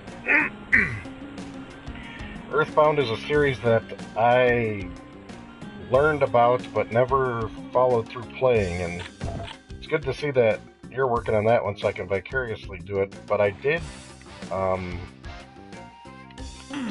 was curious what you guys think about the actual NES version Mother, or Earthbound Zero, or whatever they call it. Is it really worthwhile if I want to jump into the Earthbound series to play the NES Earthbound before the Super Nintendo one? Or are they kind of like Zelda's where it really doesn't matter? I mean, when you play Earthbound, it's like they're their own stories. They don't tie closely to each other. Yeah, Earthbound Zero. I think that I've heard it called Earthbound Zero, the original mother on the Famicom.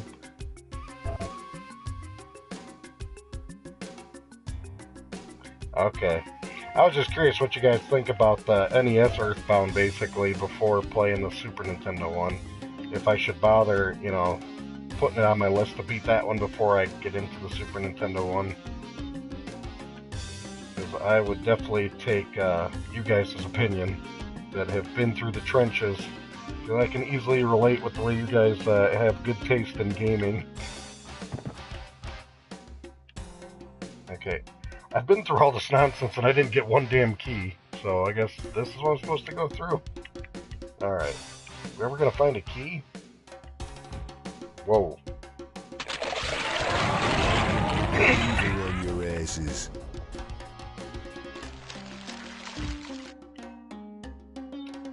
Okay, so it is more difficult.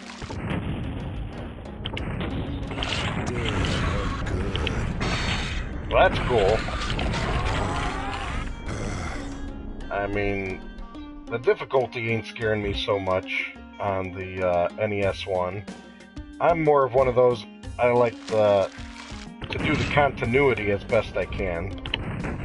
And if it's, you know, more worthwhile for me to get more enjoyment out of, like, I'll appreciate the Super Nintendo one more if I beat the NES one first, or is it like, nah, it doesn't really matter?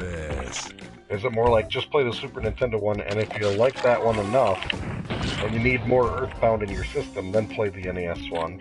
That's kind of the perspective I'm looking at for jumping into that series, possibly.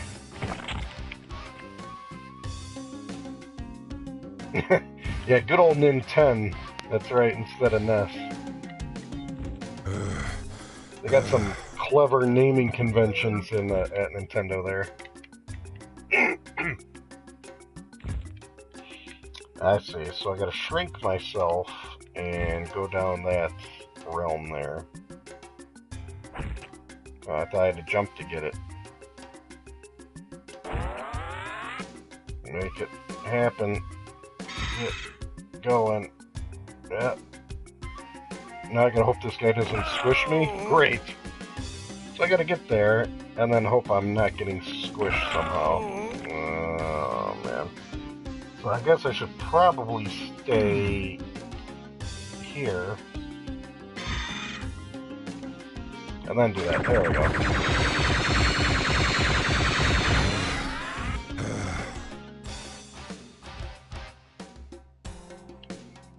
I gotcha. Well, that's interesting if that's how the theme of the game's going. So it's not like a big continuity thing with that series. It's more of a... Ugh, I gotta rewind this to where I was actually in a good position here.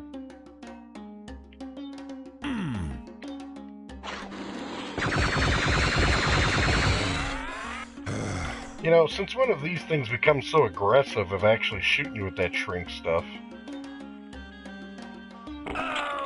Yeah. I didn't think I was gonna be that lucky, was I? Just sitting there waiting on it. Dang it!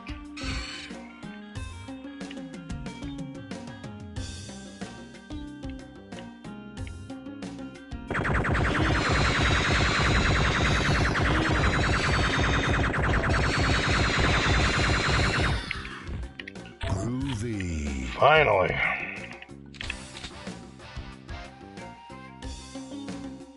Okay. You know what? I'm thinking the way I'm going to approach it is I'm going to give the college try to the NES mother. And I'll have a good idea if that one is going well. I'll probably just try to wrap it up. And if it's not going well, then I might just, you know, forget about it. Then throw in the Super Nintendo, give it a college try. And if I'm not into that one, then obviously the series just ain't for me. What was I supposed to get out of this? That's it? Oh, it brought up another button. Fantastic. Let's go back and do that now. Let's go deal with that nonsense. It's going to be one of these levels. Trigger a button, trigger a button, trigger a button. Make a career out of it. There we go.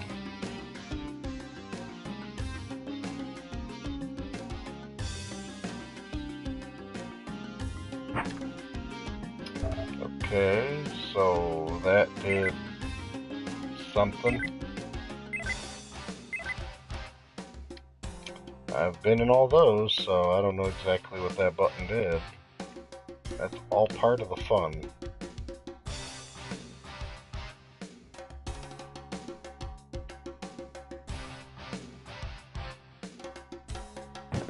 Yeah, I don't keep up with all the manga fun on it, but I could see how that series would spawn anything and everything, really. Oh, that one, I can't believe I missed that, whoops. So good thing I revisited this. That needed to happen.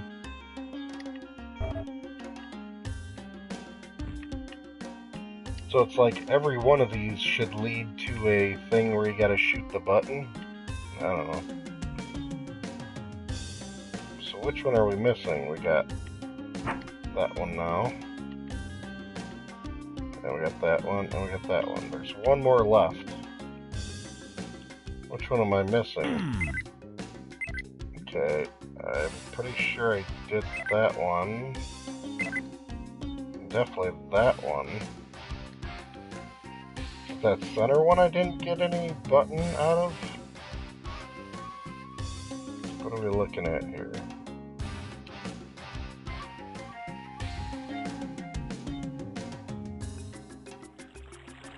No, that took me to this one, which we did get the button out of, so it's not the center one.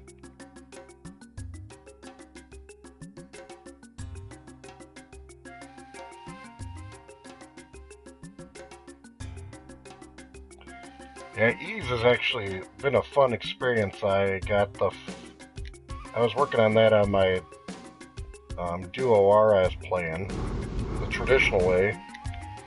I beat the first half of the first Ease, and then, so part 1, so part 2 I just started a while back, and I haven't continued onto it yet because part 1 was good, but I didn't like being in that tower for so damn long, and I hope Ease part 2 has got more of the, what's the word I'm looking for? Oh, I didn't see this. This is what I was looking for. I hope the next part isn't so much in a tower dungeon like that, because that was kind of annoying.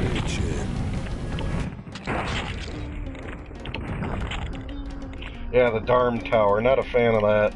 After that, and then getting through it, I was like, okay, I hope the rest of these games ain't like this, but I'm excited to get to the Ease version, or Ease 3, because that one's a side-scroller, so I kind of want to blast through the Ease 2. But, Ease 3, isn't that on Sega Genesis and the TurboGrafx? And if it's on both, what version do you guys recommend? Still stick with Turbo? It seems like everybody says Ease and Turbo are the best way to go.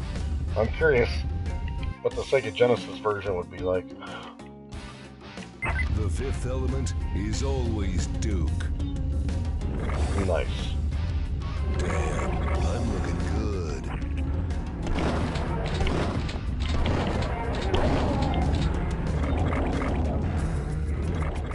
Ah, they did it on Super Nintendo also. So, which Ease 3 would you guys recommend out of all those? I mean, I have it for the Turbo, but, I wouldn't mind trying the Mega Drive if it's worthwhile or better for some reason or another.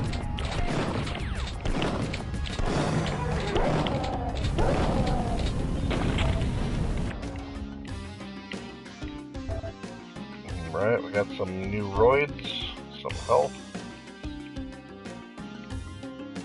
And what else did we get out of all this? Who wants some? Okay. Yeah, I just remember, I think I saw a review on the turbo version of E3, and they said it's a little choppy or something. So maybe the Mega Drive, it wasn't as choppy. They're like, yeah, it's choppy, but you get used to it. But what's unlocked? Damn, I'm looking good.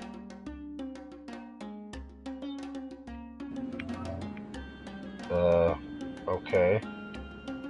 Groovy. There's Devastator. This is interesting.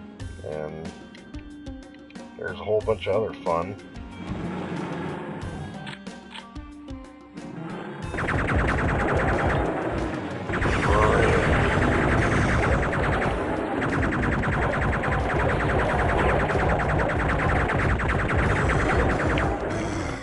Get these stragglers out of the way first before we take on the bigger guys. These guys can get annoying really fast on your health. Hail to the king, baby. Alright. The expander's always good.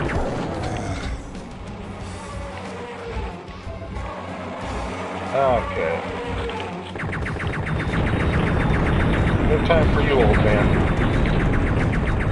And your friend. I love those angles. Nice and safe to fight from.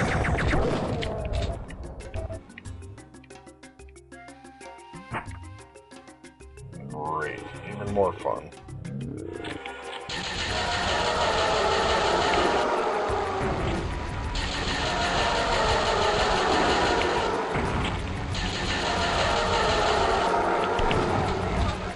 Oh, those explosions didn't work out as I had planned. They're supposed to kill the other guys around them. That's kind of a jip.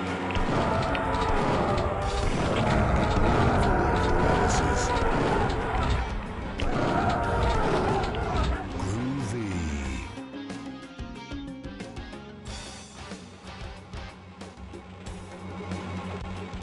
Really, an unpatched version, huh? Come get some. You know, we always seem to get the short end of the stick of everything for the video game world. Especially when you're talking about the RPGs. Oof, that level was a jaunt. Duke's time. Instead of saying 3D Realms time, they just say Duke's time. Part 10, and man, it's a healthy sized level. Ready for action. Oh, this looks really welcoming.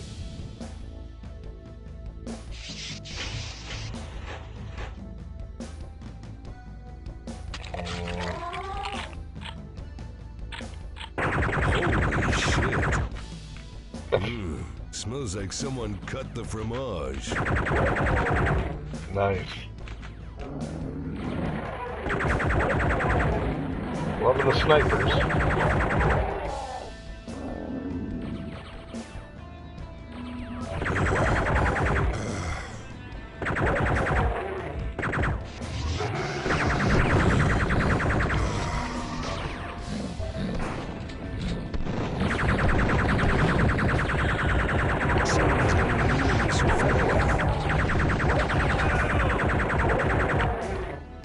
There we go.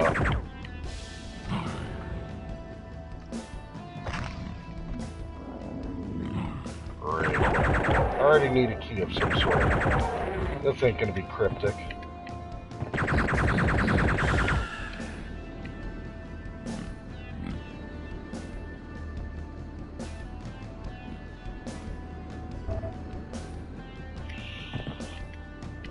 It's kind of hard to find. Is there ever an RPG where it's like the US version is superior to the Japanese version or import, wherever it came from?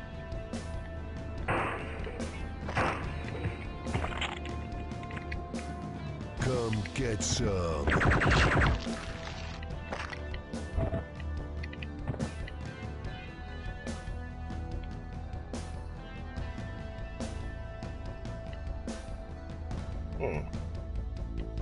Oh, we got our security camera.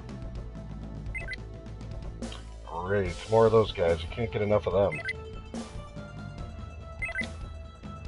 Good times.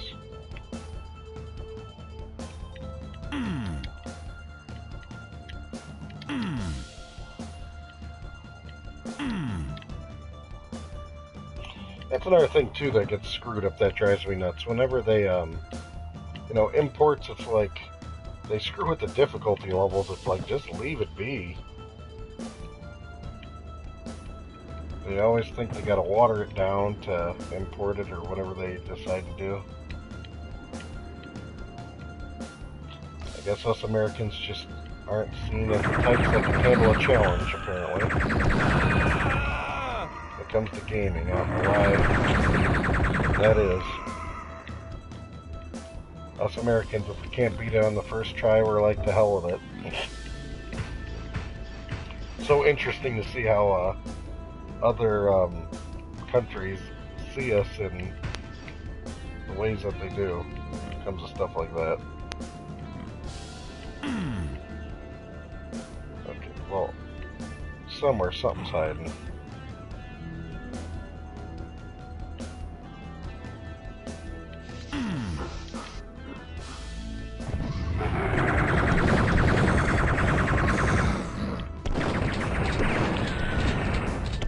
Oh, great.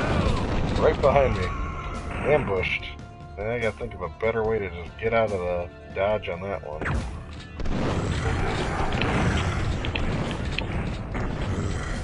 And this is a busy spot. Give me some health or something up here. It's not looking promising.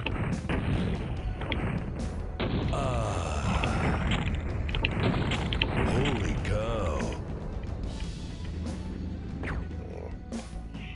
I should probably go for trying to hit that button. Oh, hit myself plenty of times.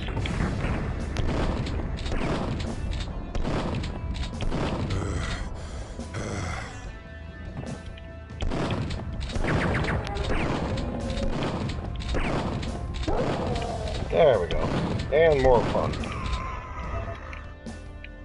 I'll take it.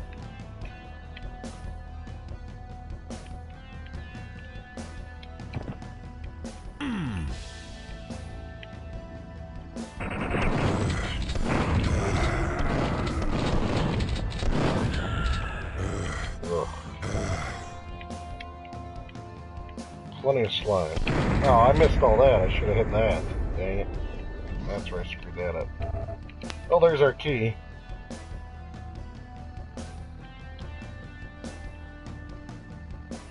Yeah, it's madness. But I'd say, for today's standards, it's safe to say that when they make something that's pretty much the same across all countries now, they don't really make the heavy alterations, whether it be difficulty or censorship or whatever it is. It's pretty much everybody gets the same thing nowadays. It was just back in the much older, the olden days, where everybody seemed to get a different flavor of the same game.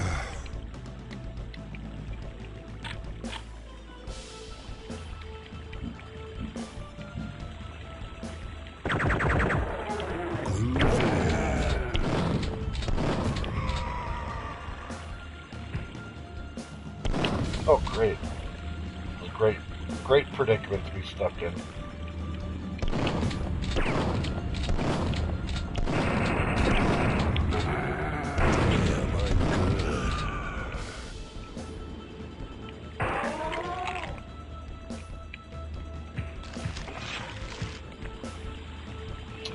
Yeah, you know, it is a good idea just to dial it down on the difficulty when you're, you know, either streaming or playing for, you know, just the interaction, fun of talking with your friends more than the game.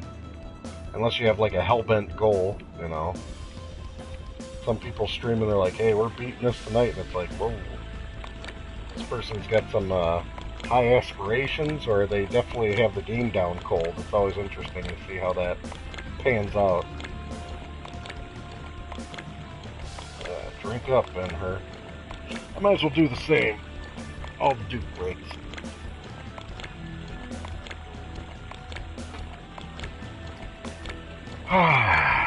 Almost there.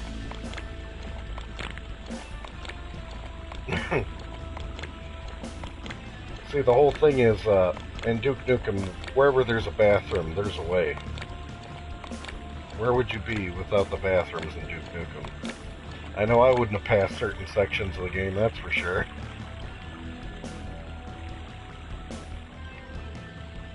What, I got full pipe bombs? Whoops. Hit the wrong button on that one. Got 2 pipe bombs sitting there and I can't pick them up, so that probably tells me, yep, I got 50. Wow. Got me lots of pipe bombs and I wasted my steroids there. Damn, I'm good. Alright, let's see what we're missing out on.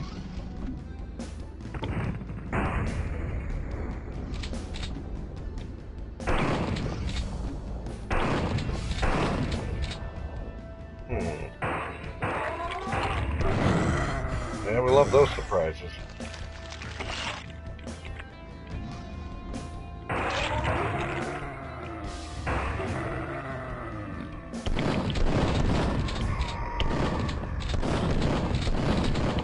There we go. You gotta love the art in Duke Nukem. No time to enjoy it though. Great.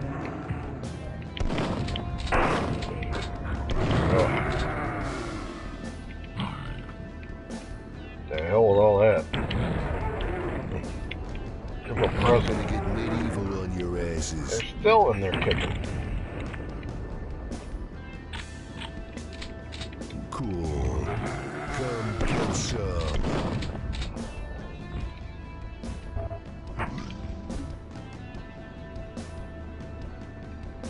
Cool.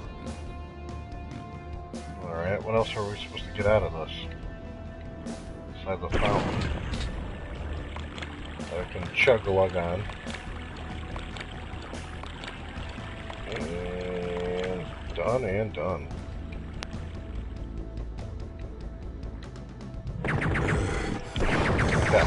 That was a great fall. Uh-oh. Come on, hit those bombs already, dude. Of course, these guys behind me, these guys in front of me. There's just no good spot to hide.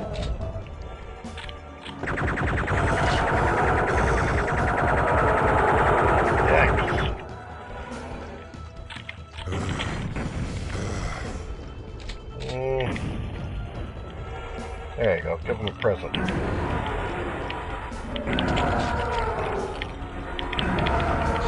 Bam!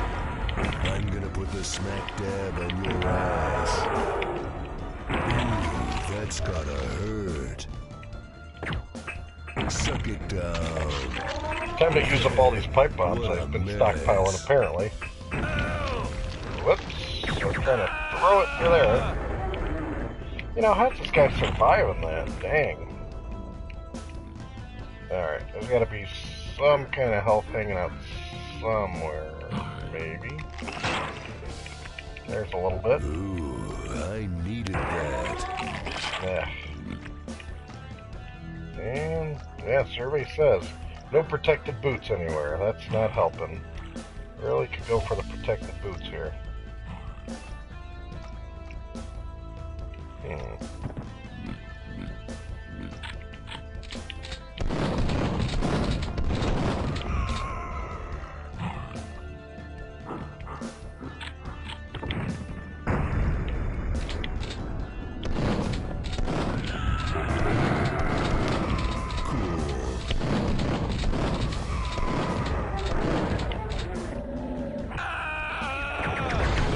Wow. A little crowded. Ooh, I needed that. It's a little crowded.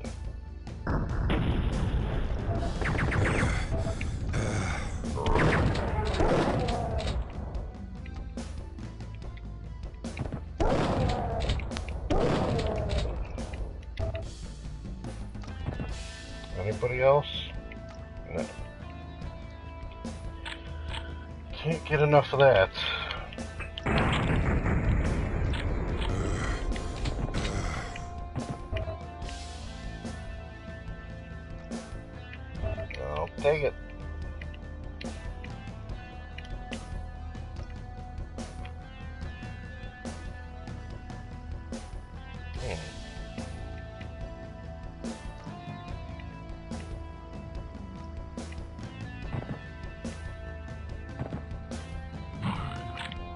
Damn, I'm good.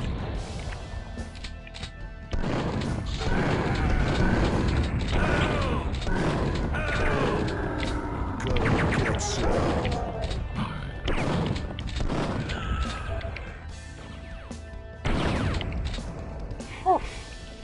I guess I should be using that incinerator weapon a little bit more, since they keep on giving me ammo for it all over the place.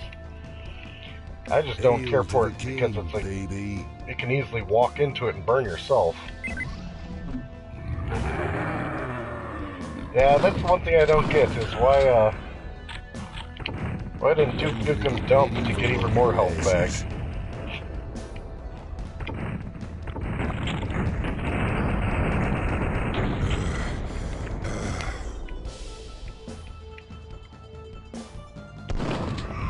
Groovy.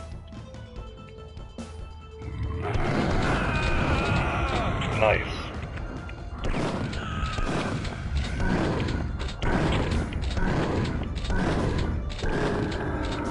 Finally.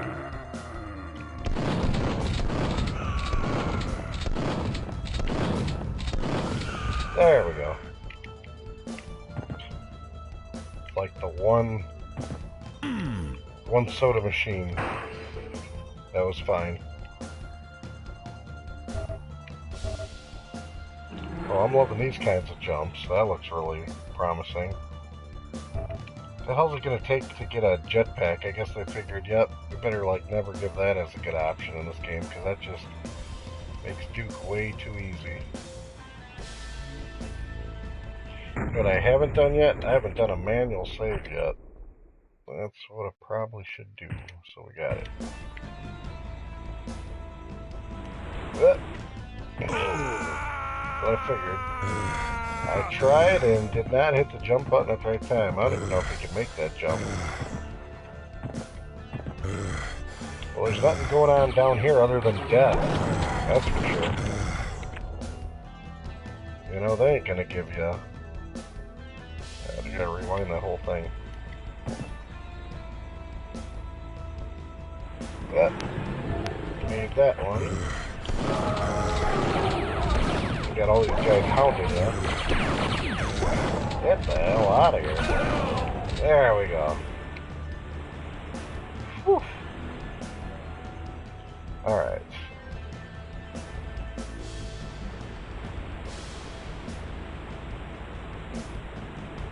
The Duke Nukem bathrooms fix everything. Okay, am I just gonna make a better jump from here? I don't know. Let's do a different slot and hope for the best. Just in case. Just not confident in my Duke platforming. Okay, we're getting somewhere. Yeah, these guys all just come out of the woodwork as soon as I clear a platform. They're all angry as hell.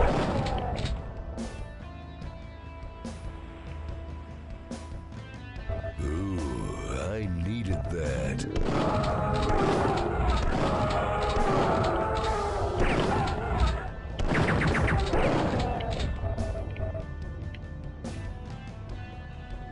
You know, I never really played, I don't know if you guys have, the Duke Nukem platforming games that were before Duke 3D. Because the funny thing is, I never really knew much of Duke Nukem until he was actually Duke 3D, the first-person shooter. And I never really played the other Dukes. I'm curious if I'm missing out on anything with those. Are they basically like Mario platformers with a gun?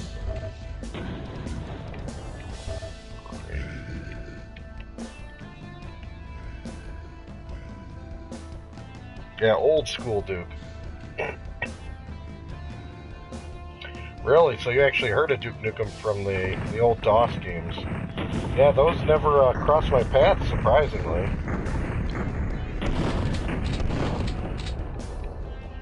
It was just like Duke Nukem 3D came out. I saw the game box, I saw the pictures of the game, and I said, I gotta have it. I was all over it, and then I was so confused because I had no clue that there was so much more involved with it. And I was, you know, I was fairly young at the time when I got it, so it's like I didn't even pay attention. It's like, why did they have to stress that it's 3D?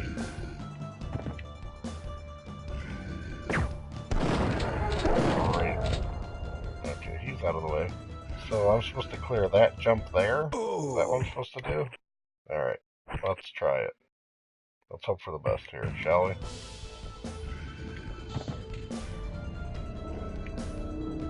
Somebody's gonna suck it down. It ain't gonna be me.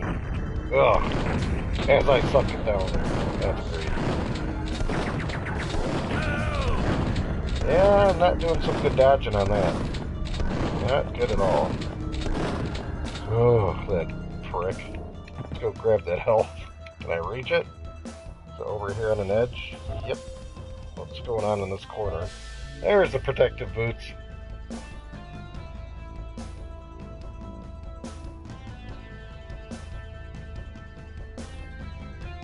Yeah. Duke Nukem Forever. Actually, I think that would be a super fun game to stream. You guys are throwing out all the big hits here. The Forever Man, Chican, and Pepsi Man. What are you guys? You guys are naming all the top tier games here. People should be streaming those. You guys keep it up and I'll have to do another Plumbers Don't Wear Ties stream.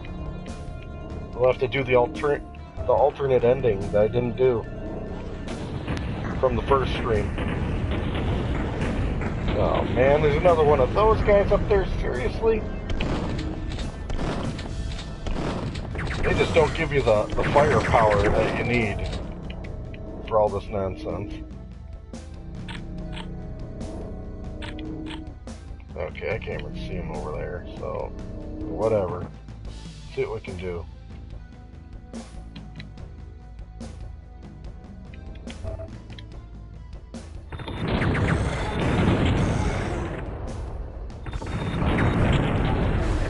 Oh, this moron killed himself.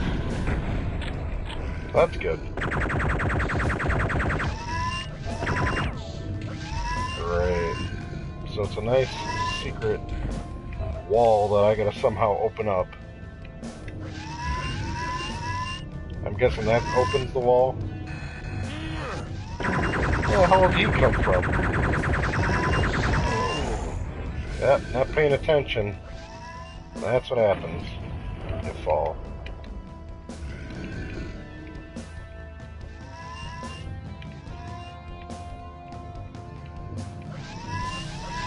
Where'd he go? Now, can these things blow up right against the wall like that? Damn, I'm good.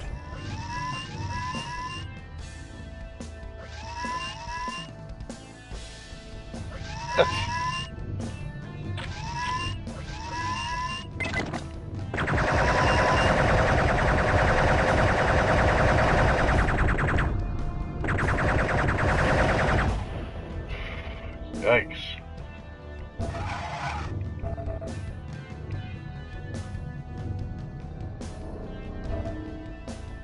Well, they're giving us some loot, so I can only imagine what's behind the door then.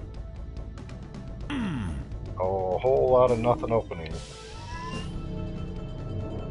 I love hearing those stupid things and not seeing where the hell they're coming from. Is there something I'm supposed to see down here? Nope.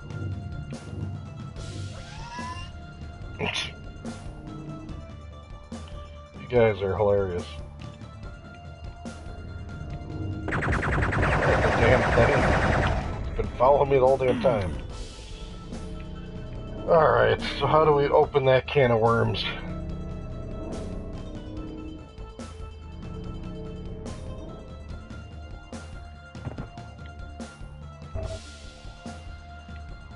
Yeah, I'm loving these not so forward Duke Nukem levels.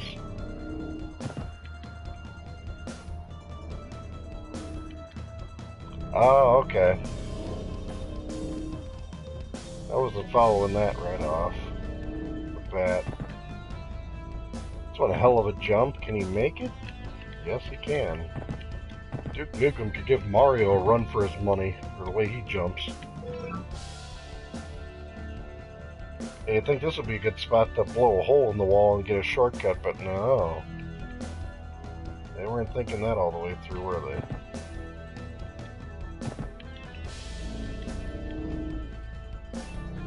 Oh.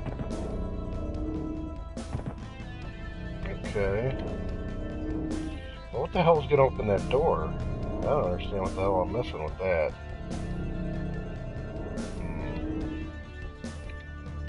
You'd think up here with all these guys, there'd be more to it than just that. Like, this guy would have been guarding a button or something. But it was just this button to get through. Where is it? If only I knew. Am I not seeing some kind of blood-splattered hand switch or something that should be more obvious? A crack in the wall, because of course in Duke Nukem world, everything's got to be blown a hole in the wall to find anything. Where the hell are we at with all this? Nothing. Well, this switch, you know, just kicks you in and out. See that's all that switch does, unless you're talking about another switch. That's what's driving me nuts. That's just for that, like, barrier. See, it's like, okay, I'm not limited by the barrier anymore, so what is this giving me access to that I didn't have access to before? That's what I'm trying to look and see, and it's like, I don't see anything. Because I can make a jump to that already, so that's not special. There's nothing special about being over here.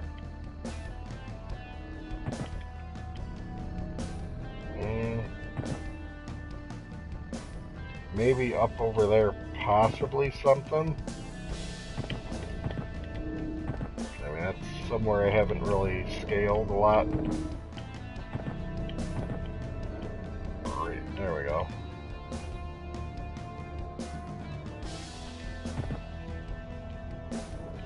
I'm gonna have to probably try locking that barrier behind me like you said. I was thinking maybe there's something over here, but no, this is just some slime and crap.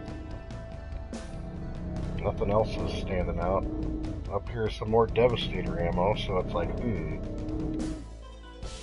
nothing is really standing out.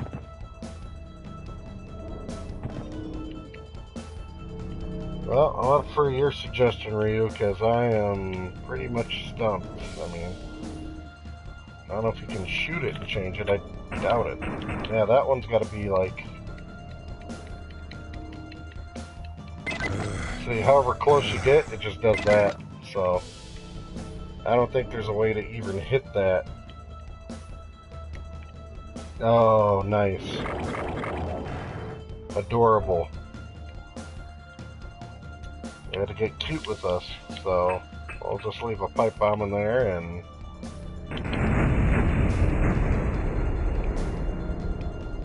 That had to do something, I'm assuming.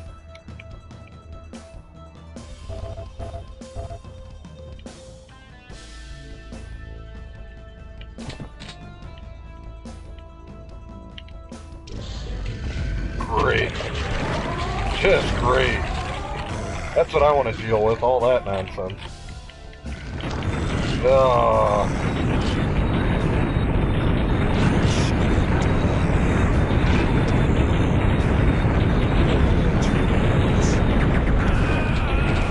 gotta be kidding me, that guy still is kicking. Well, anything else we got to give him?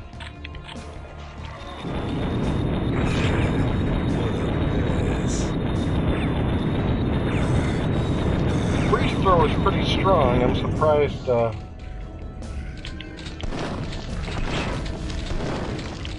Dang.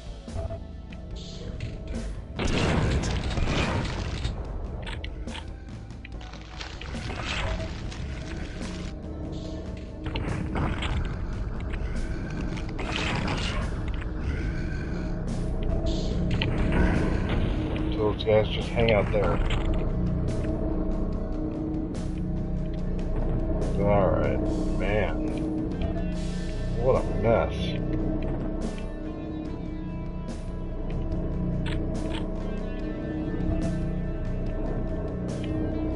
Yeah, I noticed the girls in the pods. I'm guessing you gotta clean them out. Eat shit and die. Damn. Damn it. Damn. Damn it.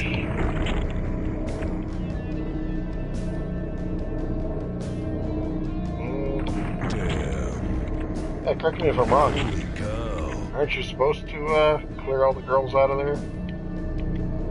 You don't want the aliens spawning more, so I'm assuming. Ugh. These levels, man. Some long-ass levels. They all seem to be taking a half hour apiece at this rate for me. Ready for action.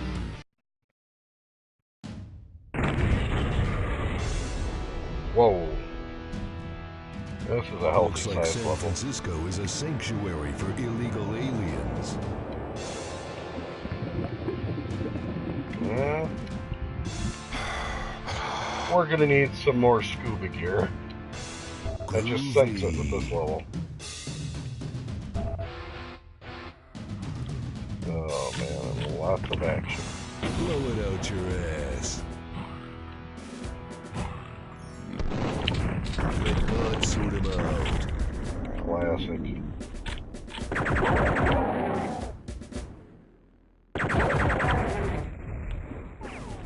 Well, hopefully we can find ourselves a jetpack in this level. I gotta spawn somewhere.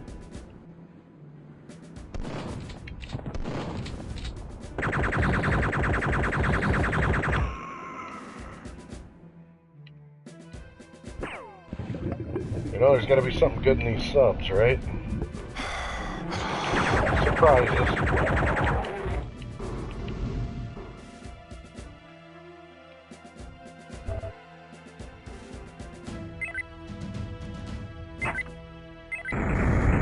No. That taught him a lesson. That was worth doing. What else we got here?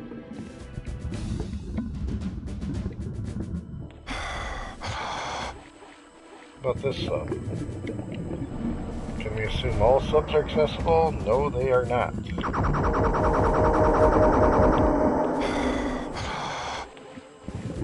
This one, oh yeah.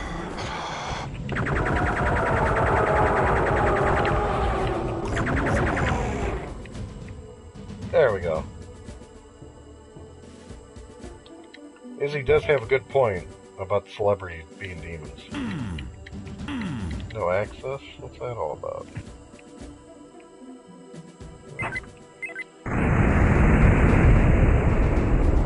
Guess we go in all these subs and we cause all this chaos, apparently. Okay, are we all good now? This sub's been infiltrated. Okay, this sub's done. Some men are destined never to leave Alcatraz alive. Okay, I think we've hit in the subs.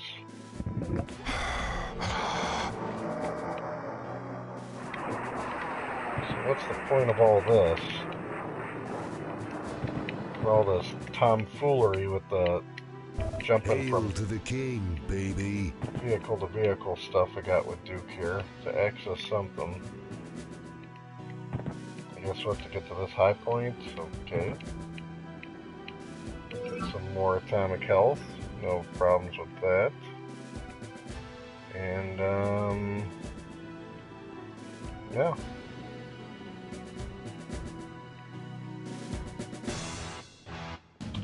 Hey, not a problem, Ryu. Thanks a lot for stopping by, buddy. I know, the grind is a tough one.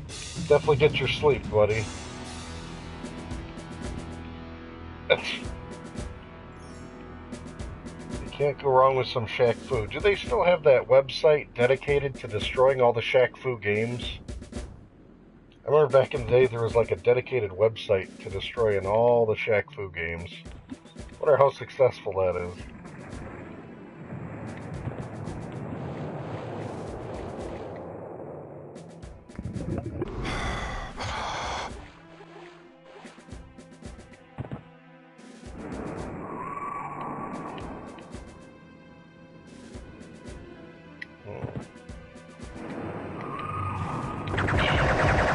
hell these things come from?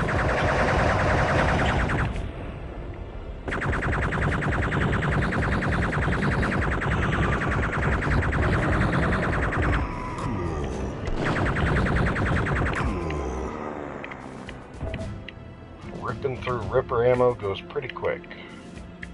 Alright. There we go. And I'm really hoping to find a jetpack soon.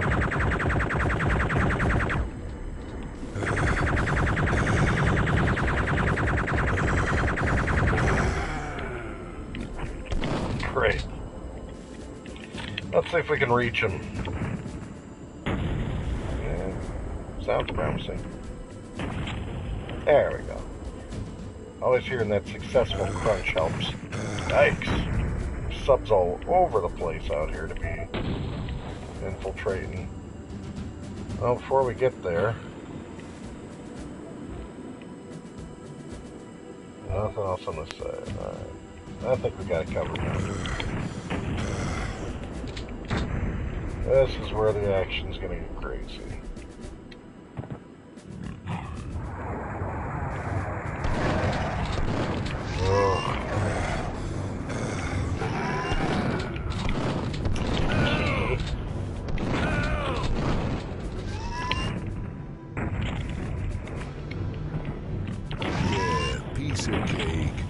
Done and done. Ugh. Alright, that'll work.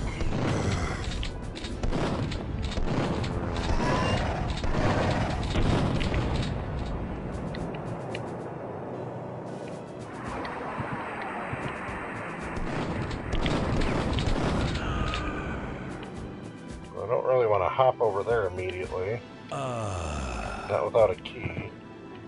Which I'm guessing the key is probably one of those submarines. That's gotta be.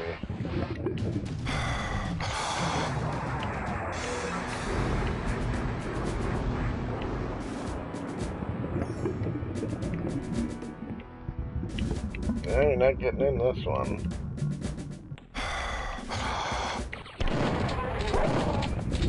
Getting in this one, maybe. Nope. Oh, we're out of scuba gear, so now it's going to get really interesting. I think with a level like this, they'd have some scuba gear floating around, pretty dead obvious or accessible.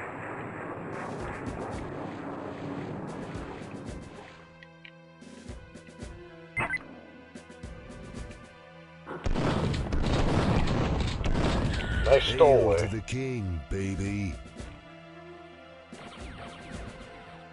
Well, this thing's cooking.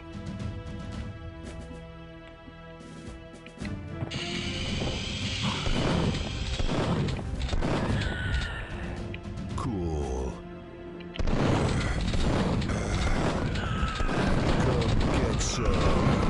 Cool. Groovy.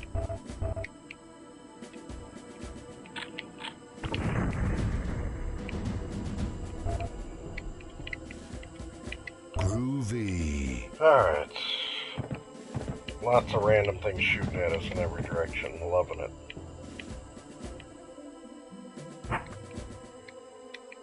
That locks it.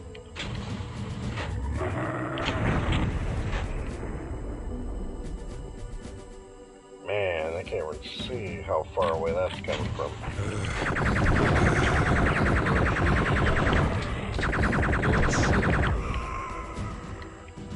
Gotta love the mirrors. And gotta love the booby traps. Holy cow. Alright. That's showing us the blue door, and we got the blue key. That's gonna be right. Damn, I'm good. Done and done. Cool. Not gonna be coming back this way. And let's just refill and run. Okay, nothing going on there. Something's unlocked, wherever the hell that unlocks. Alright, we got our key. Saw a shadow of someone flying. And this should take me back, right? Why not? That's interesting. Let's take a nice little cruise.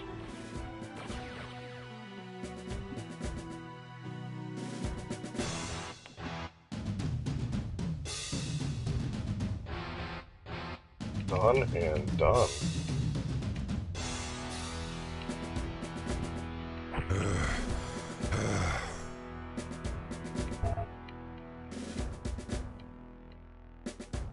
Okay.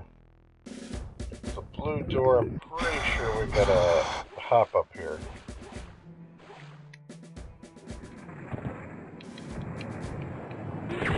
Oh, never a level without him.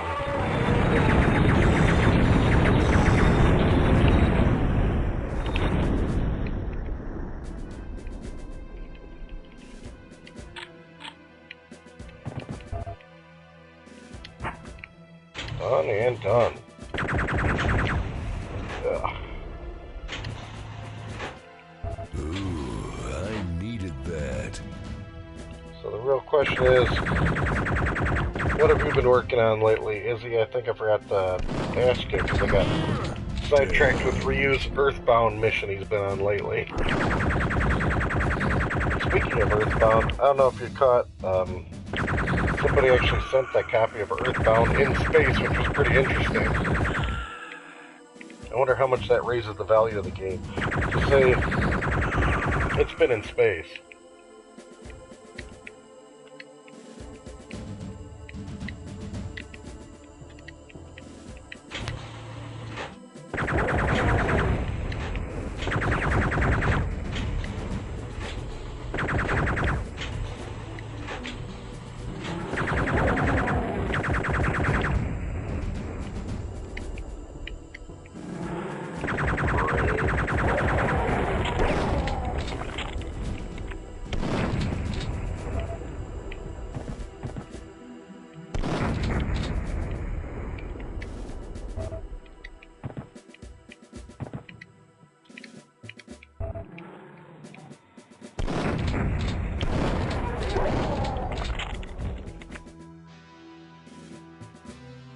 Really? Yeah, I'm pretty sure Earthbound still commands a good price, especially if it's got the box and everything.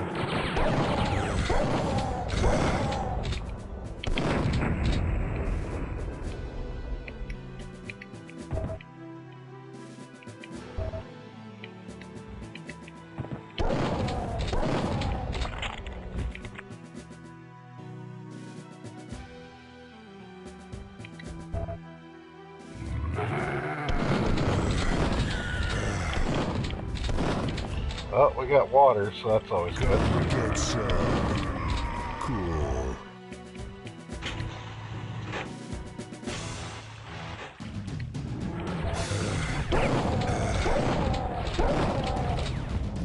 Done and done.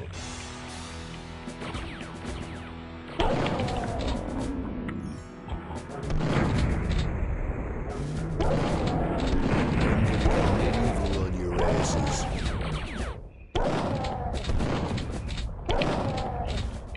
A lot of PS4 stuff. Anything you suggest I should pick up?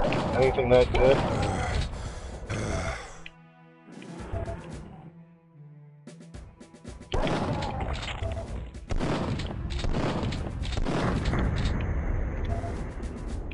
See, myself, I always like to try to balance things out with gaming. I try to work on some retro stuff and some modern stuff and kind of switch off between the two just for a change of pace. And then the only time I really make an exception to it is if I get, you know, I get really into one of them or I'm close to wrapping it up or something, then I'm like, well, I'm gonna get this one knocked out before I get into the other stuff.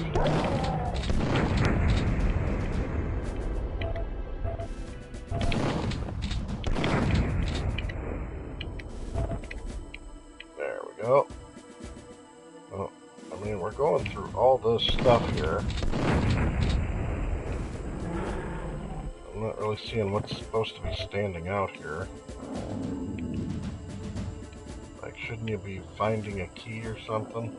It's always my guess.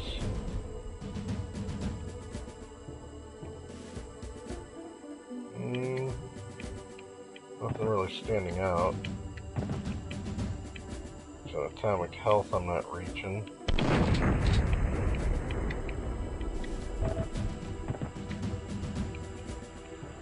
This whole setup looks like... Oh yeah, I missed this. Ah, hell, not these damn things.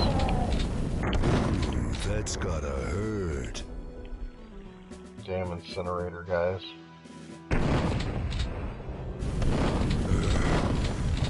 Yeah, not a big fan of catching fire like that.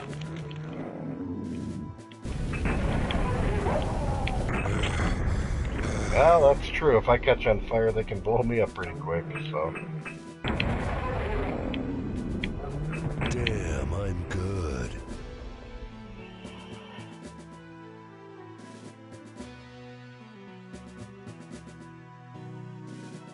Working on the Shadow Warrior. Are you rebeating Shadow Warrior, or have you, never beaten the whole thing before? What's making you go to the Shadow Warrior again? Because myself, I've never fully beaten it. That one I should, put a to-do on it.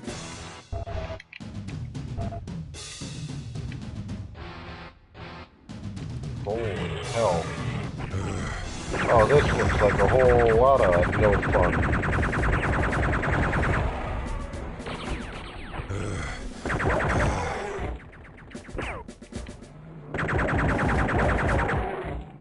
Okay, we gotta mow down these sentries. I gotcha. That's cool, you got yourself a good wide variety.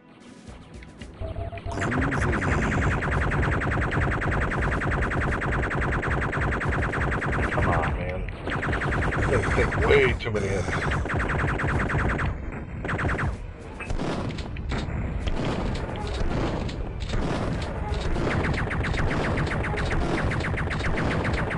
Well, the blind runs are always the fun.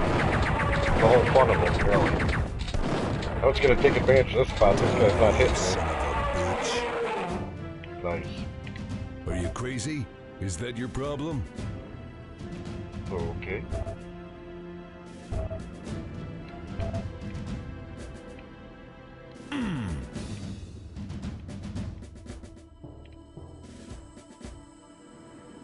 Alright.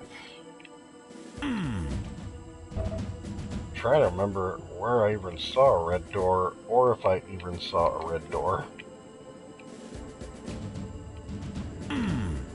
That is the question.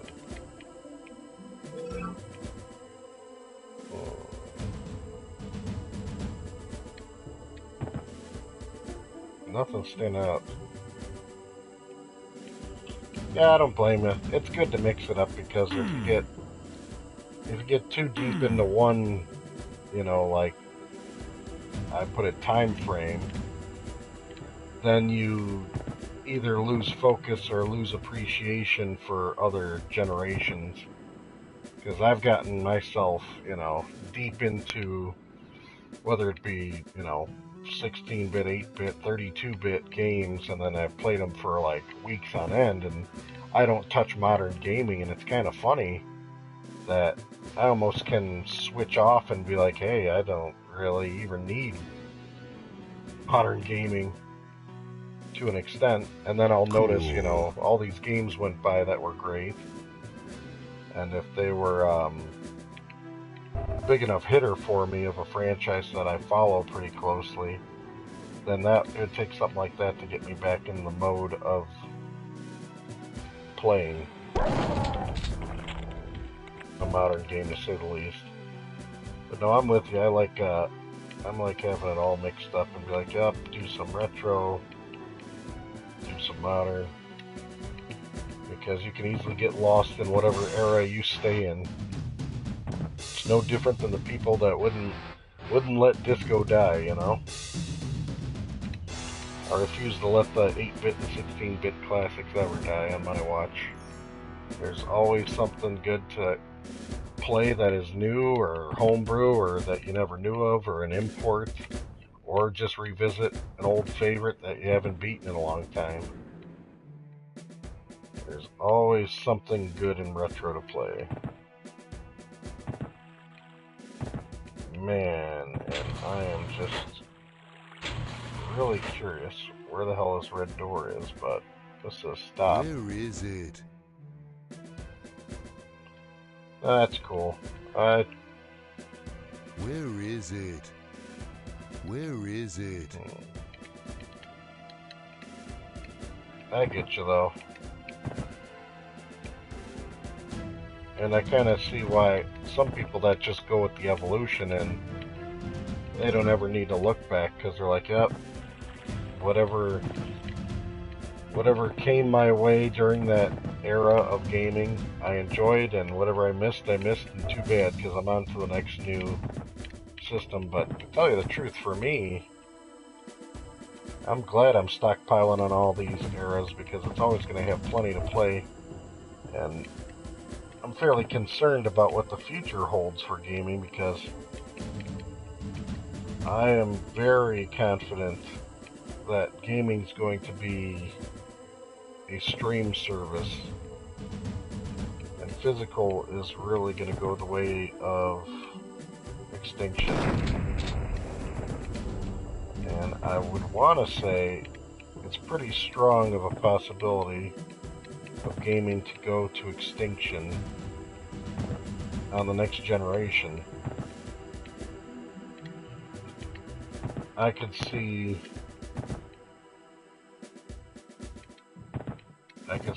them all pushing to go straight up digital and be done with physical, because it's easier, it makes them more money, and it gives them a tight rein on what you can and cannot, keep in your collection. And I'm telling you right now, if it ever gets to a flat fee of a service for games,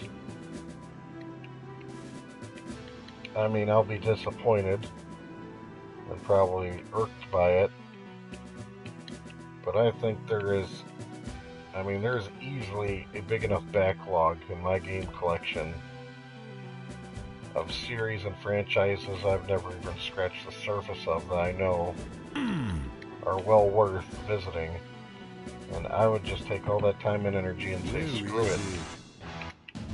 If they're going to do that, then I'm not paying for it, and I'm just going to go straight backwards and start going through with a fine comb all the games that were released on all the previous systems. We're talking about, almost 10 generations of systems. I got plenty of backlog. It's thick. Yeah, it's scary what they're trying to make things some insane amount, like you said. And I don't even know what the amount would be. And the funny thing is, let's just pretend. Let's pretend it's like Netflix. Let's be like, all right, you can have access to any game at any time, and it's like $10, $20 a month. I don't know.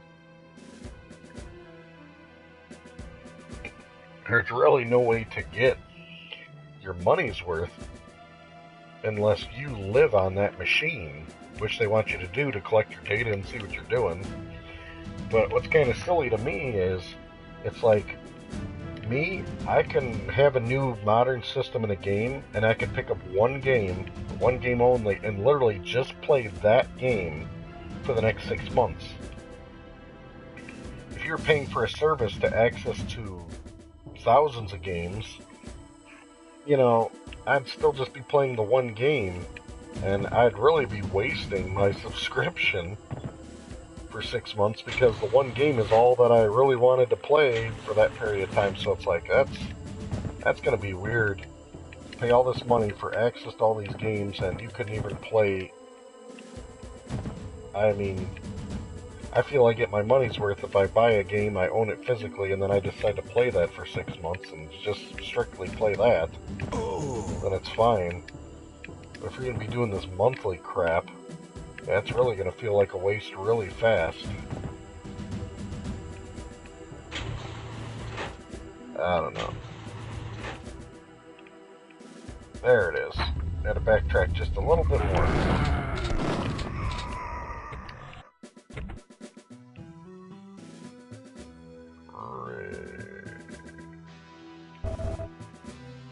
They're giving us a whole lot of stuff here. What is up here that is going to be that crazy? Blow it out your ass.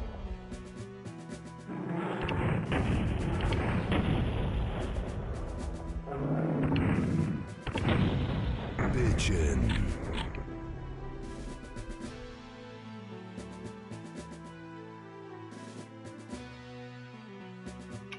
Yeah, and you know, they might have a discount, like you said, if you pay for a year of the service, you got full access to everything.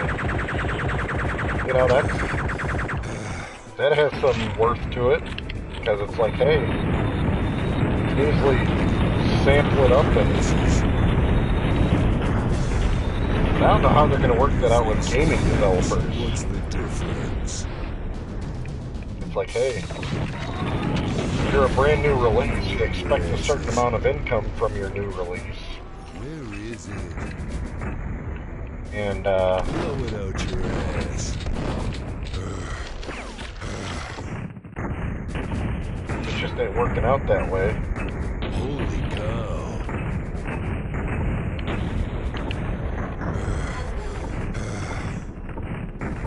Die, you son of a bitch. Yeah, piece of cake. Die, you son of a bitch. Man, he's nailing pretty good. Okay. I'll do a little backtrack.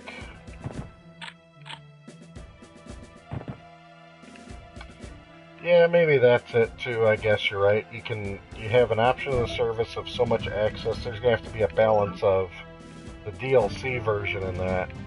But man, even DLC, I don't know. Maybe just because I'm from the older generation, which I'm sure you can relate. You know, a company that tells you what you own and what you tangibly own in your own house is just two different feelings, you know? It's kind of like, oh, that's great, you know? They say it's tied to my account, and, you know, what do you want to do with that? And then, it's kind of funny if you think about it. I tie all this stuff to my account. Let's say, you know, I live to be old and gray. I have thousands of games tied to my account. And then I pass on. Well, if my daughter's into gaming, I think she would want to probably keep my account alive just to have access to all those games. It'd be like, oh, just keep this account going. Uh-oh. No messing around. So, I think there's going to be a lot of accounts out there in the future that people are just going to be like, yep, tie it all to the one. Especially for casual gamers in a family. I mean, for me, I'm the gamer of the family. But, you know, everybody's just going to pretty much play what's on my account, because nobody's heavy duty enough to have their own account. And the only time I can see that everybody would want their own account is in the situation of, you know, you play online and you want to track your own scores and stuff. So it gets crazy. Ah, very good point, that Final Fantasy.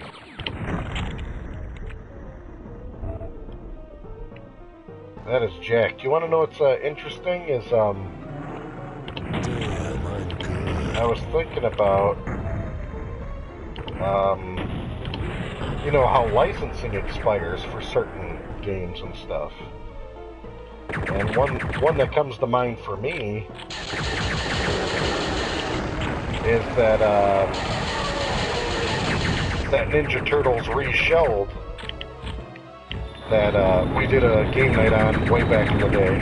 I mean, unless you bought that, like back when I did, that reshelled version, you couldn't buy that game now if you wanted, just because Ubisoft no longer has the rights to distribute it, or whatever the issue was. I think that's just crazy. It's like, oh, that'll be tied to your account forever, which is cool. You can still download it.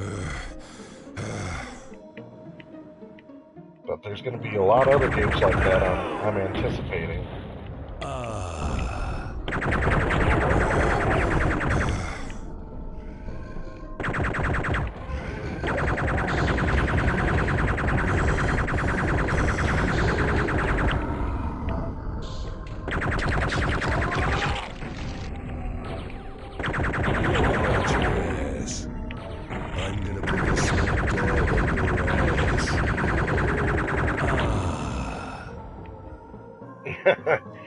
Alan Wake, that's another one.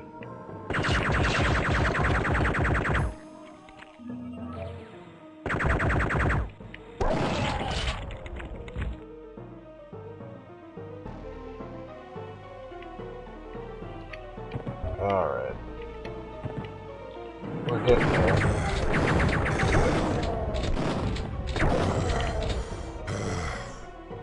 Boom. Getting somewhere. I'm gonna put this smack dab on your ass. Really go for some armor. What the hell's going on over here? Oh, another one of these guys? How many times are we gonna kill this guy?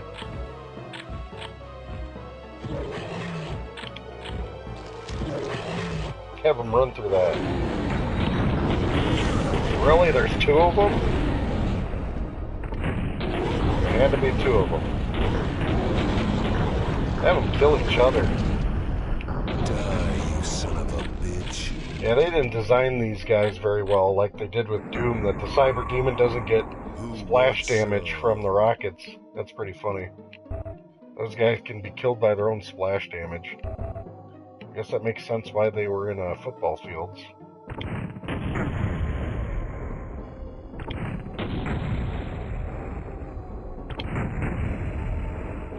Come on, I don't even know how the heck that was supposed to hurt me. Oh boy. Great. I'm gonna end up killing myself with that mess.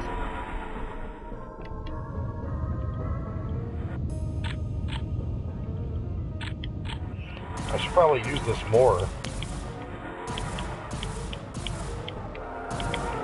See if it works well on them at all. Torch them. Such a hokey gun. It's like this is the new edition and I barely used it. Yeah, it's kind of a pain. So you're sitting there catching on fire.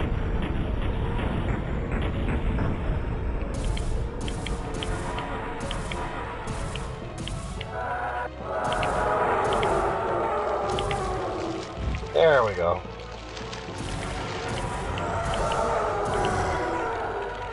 I'm torturing myself with this dumb gun. Getting there.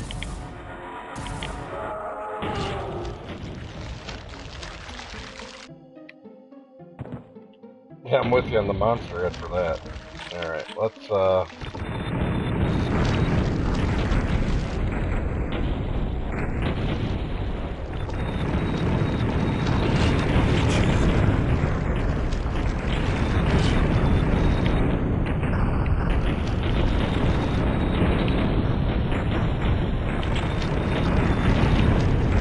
these guys are a little bit more better utilized than the other ones.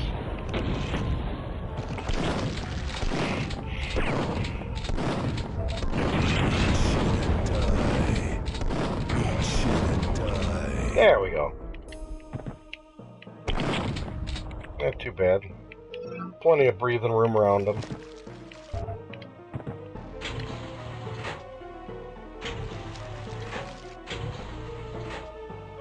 Yikes. That's a full 9 yards here.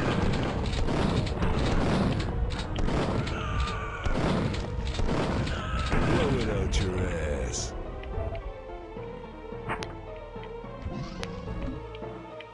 All this shrink ray, that's another one that I never think of using the shrink ray too often. But it is a good gun, it comes in handy, especially in certain situations, like looks like this upcoming situation. Especially since they're giving you all this serious ammo. I'm gonna roast your nuts over open fire, you flaming alien bitch. The reskinned, bad guy. Hail to the king, baby. Well, I like how this guy doesn't really have a great range, but they do have the doof beer. I gotta try to shoot that, come on, I gotta. Just gotta. There we go. Oh, hell yeah. It rains all the goods. That's awesome. It rains everything you want to see.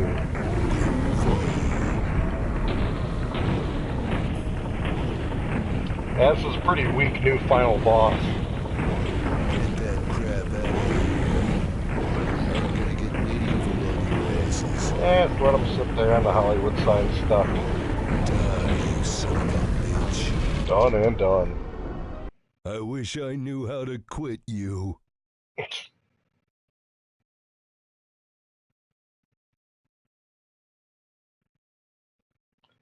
Duke Nukem at his best. And is there any more to this? There you go. Okay, guys, hit a button. Whew. What a run. What a run. Oh, man. Thanks for hanging out, guys. Especially you, Izzy. It's always a pleasure to see you stopping by. This is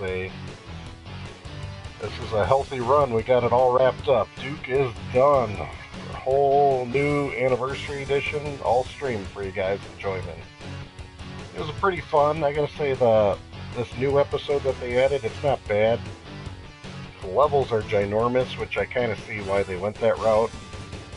So it kind of felt like they got their money's worth, is my guess. But they just didn't feel like, the levels didn't feel like traditional Duke levels so much. But I guess that's kind of hard to re-emulate, considering the situation and all. But all in all, I mean, the cost of entry for this game, especially for a physical copy, I actually own it. I owned it first on the Xbox One, and then I found a cheap physical copy for the PS4, and I couldn't say no, so I actually own it on both platforms. But to anybody who doesn't have this game, it's well worth it. It's, I think, well under 20 bucks if you're looking for it used, and I don't know what it goes for new. But for some funny reason, I remember when I went to a GameStop and I picked up my copy, they claimed that they only got like 5 or 6 of them, and I don't know if maybe that was a small GameStop or something. But he made it sound like that there was a low production run on the physical copies for this game. So I say, if you see it, grab it and enjoy it and sit on it, because I think it might have a little bit more value to them later down the road. Especially more value than, unfortunately, Duke Nukem Forever, which we need a remastered version of that. They gotta have one of those come out. That'd be wonderful one of these days. But yeah, that wrapped it up. I actually found a secret in there. That's interesting. Hey, my time wasn't bad for that level neither. 7:44. It's close to par. It's pretty straightforward. But either way, I think that's all she wrote, guys, right there. So, like I usually say, thanks a lot for coming out and hanging out with me on the stream, and I'll talk to you guys next time. Take it easy.